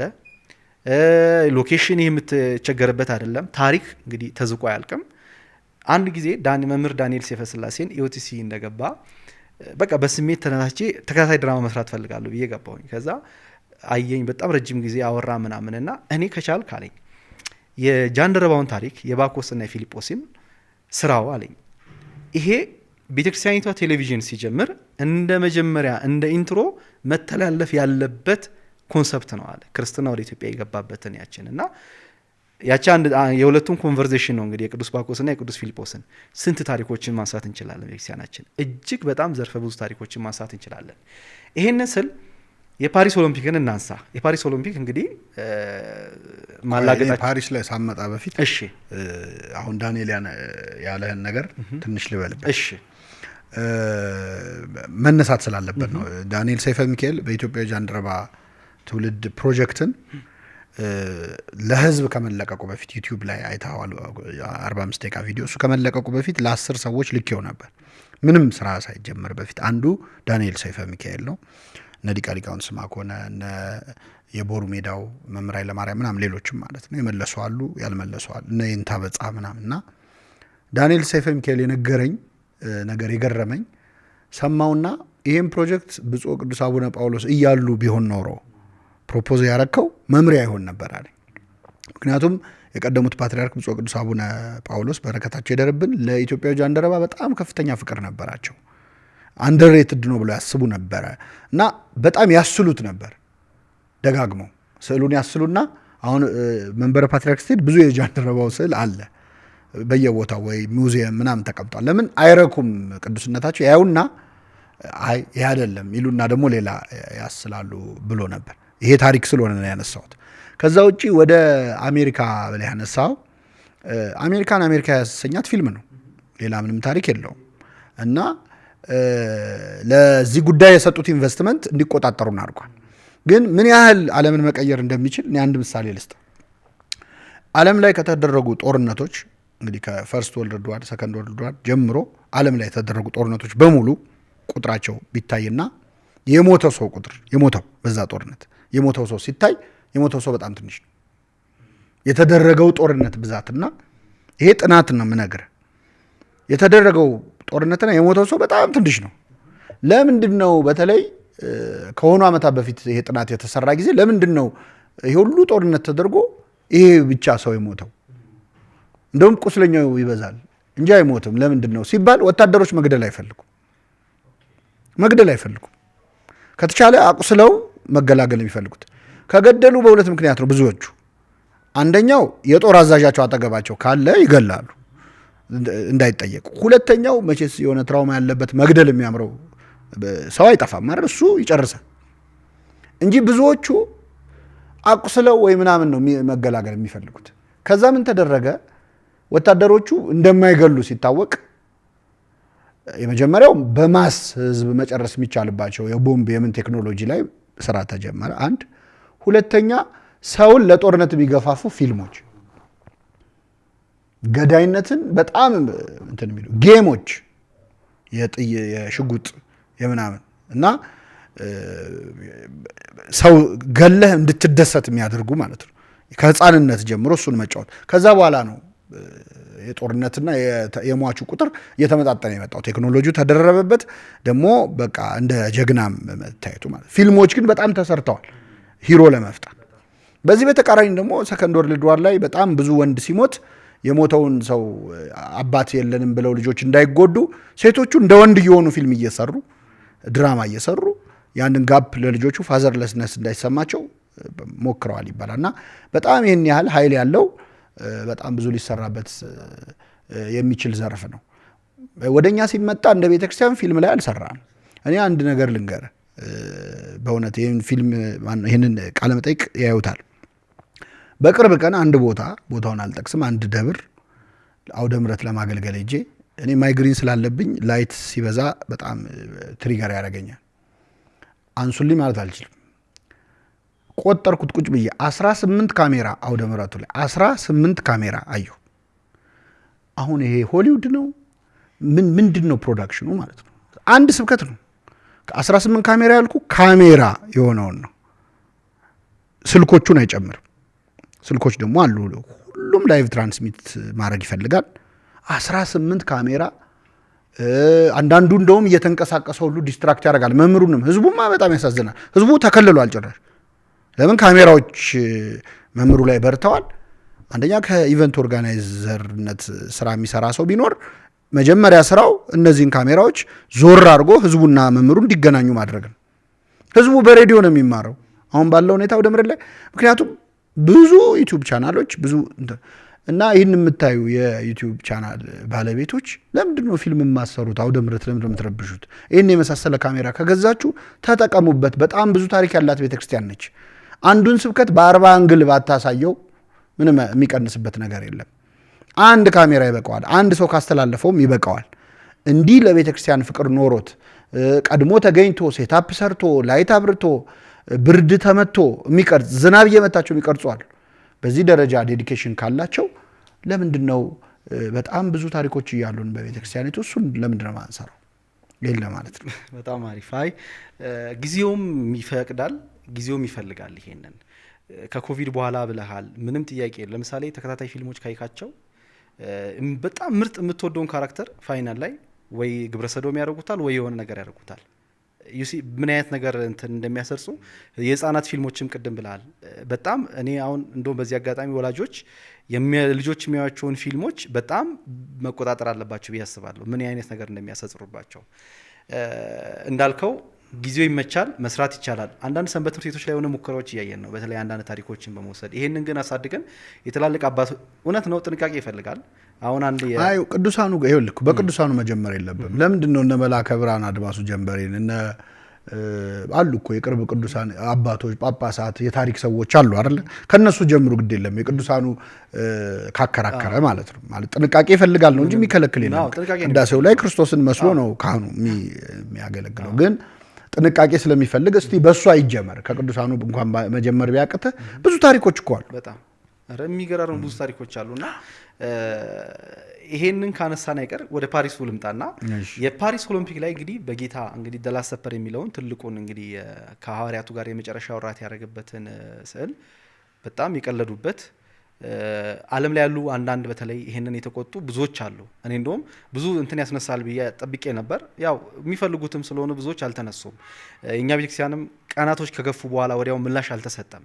ነገር ግን እንደ መምህር ሄኖክም እንደ ኢትዮጵያ ጃንደረባ ትውልድም በጣም የሚያስደምም ነገር ማንም ባልጠበቀበት ሰዓት ላይ እጅግ በጣም ብዙ ምዕመናን በተገኙበት የአላፋት ዝማሬ ምሽት ሁለተኛው አላፋት ዝማሬ ላይ የሚገርም ፕሮዳክሽን ቀርቦ በዛሽ በ2 ደቂቃ ብዙ መልስ አገኘን። እንደው እኔ ቆጨኝ ምን አለ ይሄ ነገር ቀድሞ ቢሆን ኖሮ ወዲያውኑ በተጋጋለ ሰዓት ላይ ቢሆን ኖሮ ብዬ አሰብኩኝና ጥበብ እንዲህ ነው ነገሮችን እንዲህ በአጭር ደቂቃ መግለጽ ትችላለችና እስቲ ስለሱ ሐሳብ እናንሳ። አዎ ያው ሁላችንም አዝነን አፍረን ነበረ ባደረጉት ነገር። ፓሪስ ደግሞ በጣም ብዙ ቤተክርስቲያን ያለበት ቦታ ነው። በነገራችን ላይ ብዙ ታሪክ የነበረበት ቦታ ነው። ለነሱ ራሱ ውርደን ነው። ይቅርታም ጠይቀዋል፣ ግን የልባቸውን ሰርተው ማለት ነው። ይቅርታ ጠይቀዋል። ምንድነው የዚህ የግብረ ሰዶም ኮሚዩኒቲ የመጀመሪያው በጣም ገንዘብ ኢንቨስት ያደርጋሉ። በጣም አንደኛው ቻሌንጅ የሚሆንበት ለክርስትናውና ይህንን ለማይደግፈው አካል ገንዘብ ኢንቨስት ያደርጋሉ። ሁለተኛ በጣም ናይስ ናቸው፣ ማለት በጣም ጥሩ ናቸው። አሁን ብዙ ሰዎች ስናገኝ ስራ ቦታ ላይ አንድ ግብረ ሰዶማዊ የዚህ አገር ዜጋ አለች ወይ ደግሞ እንደዚህ ያለች ግን በጣም ጥሩ እኮ ነች ይላሉ። ጄኑዊንሊ ጥሩ ሆነው ሊሆን ይችላል፣ አለዚያ ግን ማርኬቲንግ ነው ማለት ናይስነሳቸውን ይሸጡታል። በደንብም ሰርቶላቸዋል። እነሱ እኮ በጣም ምን ያውቃሉ ምስኪኖች ናቸው እንዲባል አይነት ማለት ነው። እና ያ አንዱ ማስፋፊያ መንገድ ነው። ይሄ ስላለ እንደ ልብ ሞብ አላስነሳም፣ ተቃውሞ አላስነሳም እንጂ ያው ሁሉም ጉልበቱን የሚያሳየው ክርስትና ላይ ነው። ሰይጣን ያው ስለሚያውቅ ነው አድራሻውን የእግዚአብሔርን ራሱን ሰኮናውን ትቀጠቅጣለህ የተባለው እንዲፈጸም ማለት ነው። እና ለማንኛውም ያንን ባየን ጊዜ ሁላችንም ማዝነናል። ስለዚህ እጃችን ላይ ያለ ዓለም አቀፍ ሚዲያ ሰዎች መጥተው የሚቀርጹት ሚዲያ እጃችን ላይ ያለው አላፋት ዝማሬ ነው። ደግሞ በአጋጣሚ የበለጠ ይህን ጉዳይ እንድንደፍር ያደረገን አንድ የፈረንሳይ ጋዜጠኛ መታ በፈረንሳይኛ የሚታተም ጋዜጣ ላይ ጥያቄ ጠይቃ ነበር። ኢንተርቪው እኔ ሰጥቼ ነበር። ፈረንሳይኛ ላይ ወጥቷል። ስለኛ ቤተክርስቲያን ነው እና ያው ሙሉ በሙሉ ያልነውን ባታወጣውም የቀረው ራሱ ይሄ ከመሆኑ በፊት ነው የምነግርህ እኮ ካላፋት በፊት። ስለዚህ ይሄ የበለጠ አነሳሳን እና ብዙ ተደክሞበታል፣ ተለፍቶበታል። ወደዱም ጠሉም በሆነ መልኩ መተው እዛ ቀርጸውታል። በምንችለው መልኩ ዓለም አቀፍ ሰዎች እንዲያዩት ፔጆቻቸው ላይ እንዲለቀቅ ለማድረግ ሞክረናል። ስላላዩት አይደለም ምንም የማይሉት ማለት ነው። ግን ቢያንስ እኛ ማድረግ ያለብንን እንደ ኢትዮጵያ እና አጋጣሚውን ደግሞ የኢትዮጵያ ቤተክርስቲያንን ለማስተዋወቅ ምን አይነት ታሪክ ያላት መሆኗን የነሱ ንቀት እና የኛ ክብሮት እኩል መሆኑን እንዲያውቁት እኛ ለጸሎተ ሐሙስና ለስጋ ወደሙ ያለን ክብር እነሱ ያሳዩት ንቀት ያህል ነው የሚለውን ማሳየት ነበረ። በዛ መልኩ ሆነ። በጣም ፊልም ላይ እሱ የ1 ደቂቃ ተኩል ትሬለር ለማውጣት የራሱ ዳይሬክተር ይመድባል። ውጮቹ ከባድ ነው በጣም የ2 ሰዓትን ፊልም በ1 ደቂቃ ተኩል መግለጽ ከመልከ ጼዴቅ ጀምሮ እስከ ፓሪስ ኦሎምፒክ ድረስ ያለውን ታሪክ within 2 ሚኒት እኔ በጣም ነው በራሴ የተደመምኩትና የተሰራው ግራፊክስ እያንዳንዱ ነገር በደንብ አድርጎ ነው የተሰራውና ምን አለ ፊልሞች እንደዚህ ቢሰሩ የሚሉ ሐሳቦች ይነሳሉና ያነሳውትም ከዛ አኳያ ነው። አርት ምን ያህል መግዛት እንደሚችል ምን ያህል መልእክት ማስተላለፍ እንደሚቻልና በጣም ትልቅ ስራ ተሰርቷል በሱ ላይ። ይሄንን ካነሳን ውጪውን ያነሳ ነው። ይሄንን ሁሉም ተነስቶ ያው ክርስትና ላይ ነው የሚዘምተው ብለናል። እንደ ኢትዮጵያው ቤተክርስቲያን ብዙዎች ስደት ላይ ነው ይችላሉ። ቤተክርስቲያን በዚህ ዘመን ልክ ከዚህ በፊት የነበረውን አይነት ቻሌንጆች እንትናቸው ይለያይ እንጂ ታሪካቸውና አካሄዳቸው ይለያይ እንጂ አሁንም ስደት ላይ ነች ይባላል እና ተስፋ ይታይካል እንደው መምህር። እኔ በጣም ነው ተስፋ የሚታይ። ያው ክርስቲያን ተስፋ ስለማይቆርጥ ነው አንደኛው። ግን ቤተክርስቲያን ስደት ላይ ያልሆነችበት ዘመን መቼ ነው? ቤተክርስቲያን ከስደት ወጥታ አታውቅም። ስደት ላይ ነበረች፣ ስደት ላይ ነች። መጥቶ እስኪገላግላት ድረስ ስደት ላይ ነው የምትቆየው። ይሄ ሁልጊዜ ያለ ነው። ግን ስደት ላይ በነበረችበት ዘመን የሰራቻቸውን ስራዎች ማስታወስ አለብን። ለምሳሌ ቅድም ኢትዮጵያዊን ጃንደረባ እያነሳን ነበር። ኢትዮጵያዊን ጃንደረባ ያጠመቀው ፊልጶስ ነው። ፊልጶስ ከማጥመቁ በፊት 1-2 ምዕራፍ ሄደ ሐዋርያት ሥራን አንብበው። 7 ዲያቆናት ተሾሙ። ከሰባቱ አንዱ እስጢፋኖስ ተገደለ። በቤተ ክርስቲያንም ታላቅ ስደት ሆነ ይላል። ፊልጶስም በሰማርያ እየዞረ ወንጌልን ይሰብክ ነበር ነው የሚለው። የእስጢፋኖስ ሰማዕትነት ፊልጶስን ከወንጌል አገልግሎት አላቆመው። ጭራሽ ሄዶ ሰማርያ ላይ በጣም ትልቅ አገልግሎት ሰራ። ከዛ በጣም ገነነ፣ ተወዳጅ ሆነ። ከዛ እግዚአብሔር በጣም ስትወደድ እና ዝናህ ሲገን ደስ አይለውም፣ እንዳትጠፋ ስለሚፈልግ። ስለዚህ ከዚህ ከሰማርያ ተነሳና ወደ ምድረ በዳ ሂድ ብሎ ደግሞ ኢትዮጵያዊን ጃንደረባ ስበካለው። ሮጦ አሳዶ አንድ ሰው ፍለጋ ሄዶ አስተምሮ አጠመቀ። አንድ ሰው ነው ያጠመቀው። እሱ ግን እኛን ሁሉ አገኘ። ለምንድን ነው? በስደት ዘመናት የተሰሩ ስራዎች ናቸው እስካሁን ያሉት። ዘመነ ሰማዕታትን የመሰለ እኮ ዘመን አልፋለች ቤተክርስቲያን። እነዛን አሰቃቂ ዘመናት ግን አገልግሎት አላቆመችም፣ ስብከቷን አላቆመችም፣ ቅዳሴዋን አላቆመ። ቶሎ ነው ኮምፕሮማይዝ እኛ የምናደርገው፣ ሁሉ ነገር እንዲቆም። በቃ አሁን ዘመኑ ጥሩ አይደለም ብለን አገልግሎቱን መተው የለብንም። አድቫንቴጆቻችንን መጠቀም አለብን። የሚመጡት ክፉ ነገሮች ሁሉ እድሎችም ጭምር ናቸው። እኛ እጃችን ላይ ያሉ እድሎችን ስለማንጠቀም እየቆየ ሲመጣ ነው የሚጠባው። እኔ አንድ ቦታውን አልናገርም። ታቦት ሆስፒታል ገብቶ ይባርካል ህሙማንን የጥምቀት ጊዜ እና እዛ ቦታ ላይ ያሉ አንዳንድ ሰዎች ይህን ነገር የማይደግፉ ሰዎች አመት በመጣ ቁጥር ታቦት አይገባም ይላሉ። ይግባ አይገባም፣ ይግባ አይገባም ሲጨቃጨቁ ይቆዩና ከዛ ጥምቀት ሲመጣ ይገባል ታቦቱ፣ ህዝቡ ግር ብሎ ሲመጣ። ከዛ በቃ በየአመቱ ይሄ ነገር ነው የሚደረገው። ምንድን ነው መፍትሄው ነው? ለምሳሌ እዛ ሆስፒታል አካባቢ ያሉ ምዕመናን እዛ ቦታ ላይ ታቦቱ ገብቶ ህሙማንን ባርኮ ወጥቷል ለብዙ ዓመታት አይደል? ስለዚህ ቦታው የተባረከ ነውና እዛ ቦታ ላይ ቤተክርስቲያን እንስራ ብለው ቢጠይቁ፣ ምሳሌ ነው የምነግርህ፣ ላይፈቀድ ይችላል። ግን ሁለተኛ ታቦት አይገባ አይባልም። ትልቅ ነገር ስትጠይቅ ትንሹን ነገር ታስከብራለህ። እኛ ዋናችንን ይዘን ነው ከማንም ጋር የምንደራደረው። እጃችን ላይ ያሉንን ቦታዎች፣ እጃችን ላይ ያሉንን የአገልግሎት እድሎች፣ ክፍት ቦታዎች ተጠቅመን የሌሉንን ማግኘት እንችላለን። እኛ ያሉንም ተጠቅመን መስራት አንፈልግም፣ የሌሉንን ደግሞ የጠቀስን መዘመር እንፈልጋለን። ያ ደግሞ የበለጠ እልህ ከኛ በተቃራኒ ላለው ሰው እልህ የሚያስይዝ ያላሰበውን የሚያሳስብ ይሆናል። ስለዚህ ባለን እድል ብንሰራ፣ ይሄ ዘመን ብቻ ይዞት የመጣ እድል አለ።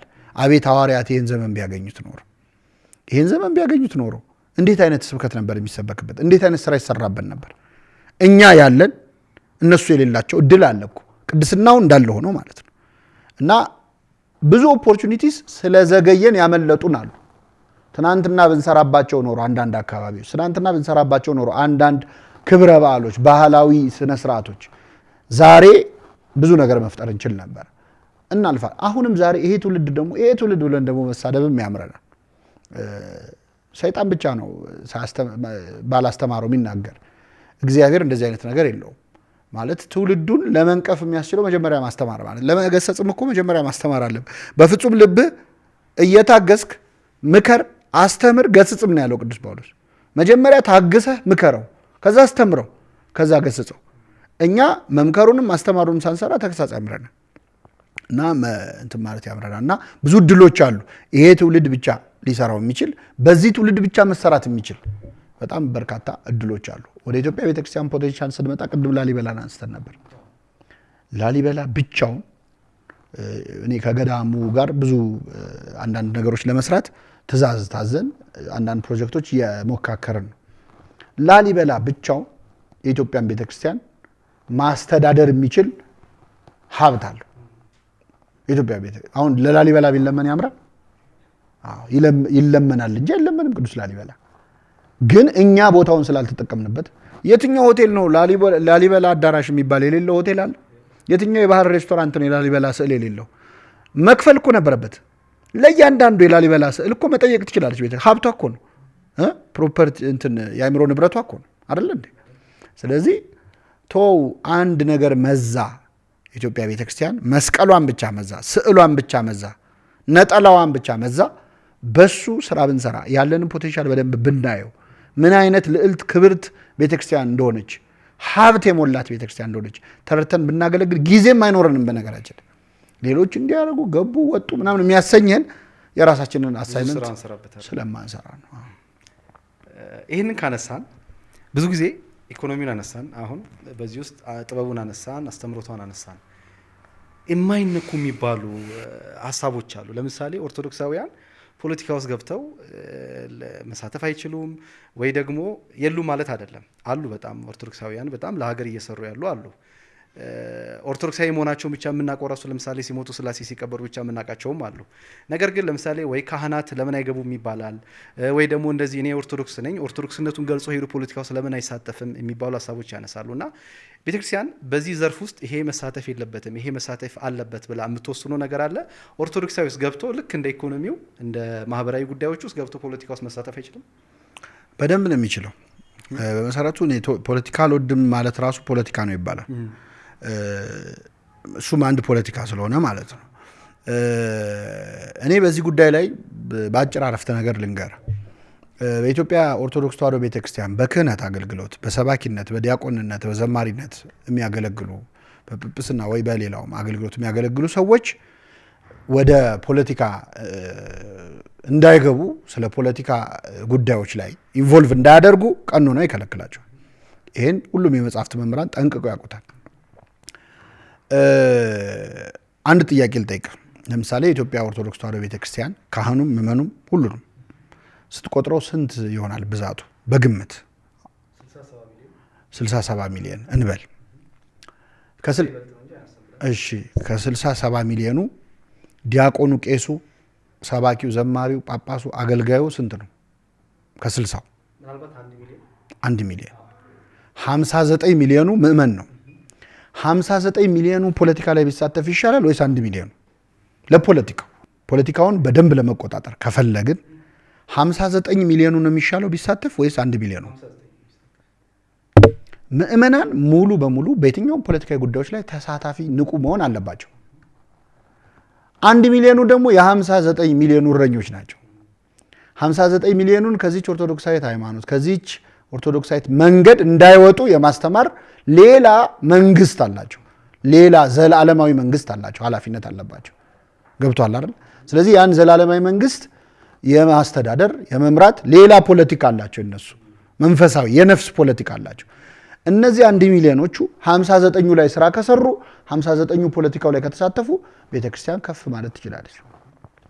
እና እኛ ስለ ፖለቲካ ተሳትፎ ስናወራ እነዚህን 1 ሚሊዮኑን ነው ዲያቆኑን፣ ቄሱን ወደዛ ስለ ሽፍት ስለማድረግና እሱ አይደል 59ኙ ላይ እናወራ። እነሱ ይሄን ደግሞ ኢትዮጵያዊ ጃንደረባና ፊልጶስ አድርገው አሳይተውናል። ጃንደረባው ፖለቲከኛ ነው፣ የመንግስት ባለስልጣን ነው። ፊልጶስ ዲያቆን ነው። ፊልጶስ መጥቶ ጃንደረባውን አስተማረ። ጃንደረባው መጥቶ ኢትዮጵያን ማስተማር ቻለ። አንድ ባለስልጣን ላይ ስትሰራ ብዙ ነገር ማድረግ ትችላለህ። ስለዚህ የኢትዮጵያ ቤተክርስቲያን አገልግሎት በትክክል ባለስልጣናቱንም ኮንሲደር ያደረገ፣ እነሱም ነፍሳት እኮ ናቸው፣ መማር አለባቸው፣ ወንጌል ይጠማቸዋል። በተለያየ አጋጣሚዎች እናየዋለን።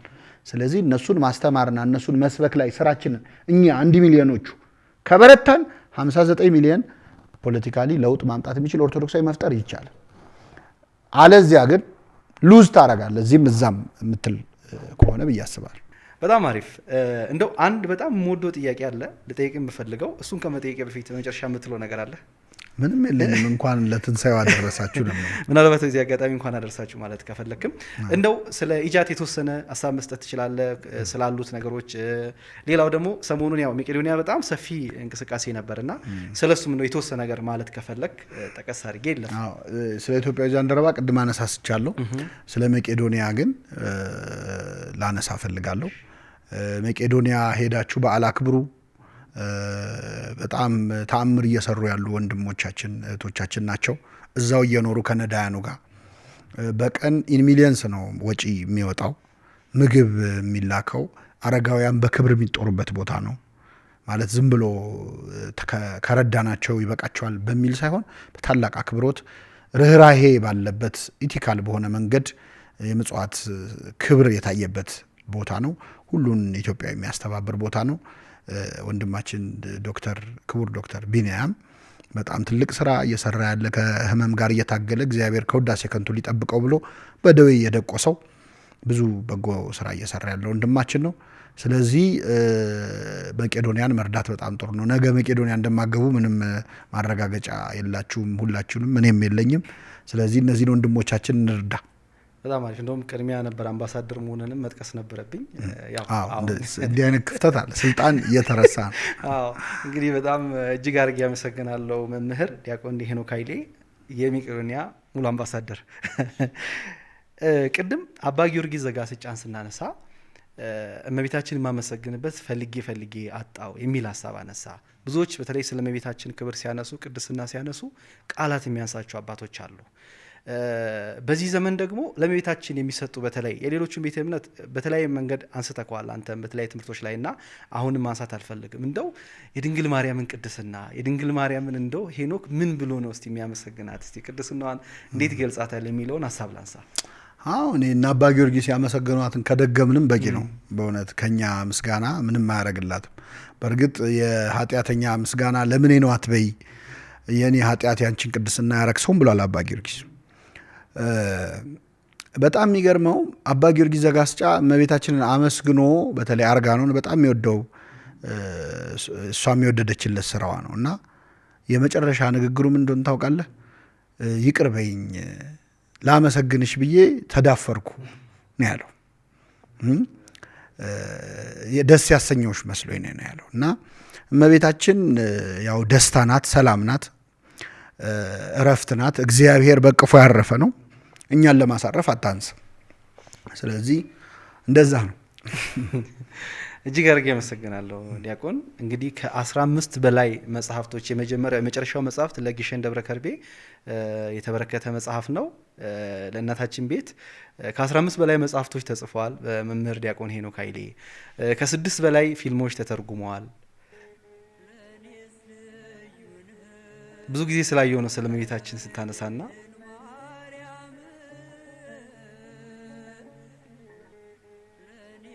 የእመቤታችንን ክብር የእመቤታችንን በረከት የቀመሰው ያውቀዋልና ብዙ ጊዜ ስለ እመቤታችን ስታነሳ መድረክ ላይ ስለምሰማ እንደው እንዲገለጽ ስለፈለግኩ ነው በአንተ ሀሳብ ያነሳሁትና ዲያቆን ሄኖክ ኃይሌ እንግዲህ ከ15 በላይ መጽሐፍቶችን እንዲሁም ደግሞ ከ6 በላይ ፊልሞችን በትርጉም ደረጃ ከዛ ባለፈ ደግሞ ወደፊት የሚወጡ እጅግ የተለያዩ ጥበባዊ ስራዎች አሉ። የመዝሙርና ግጥም ዜማዎች በጣም እጅግ ብዙ ቅድም የጠቀስነው አለ። ቤተክርስቲያንን አንተውም ከቶ በዚህ ዘመን እንደ ቤተክርስቲያን እንደ አርማ የሚዘመር መዝሙር ነው። ይህንን ወንድማችን ዲያቆን ሄኖክ ኃይሌ ደርሶት እዚያ አድርሶታል ማለት ነው።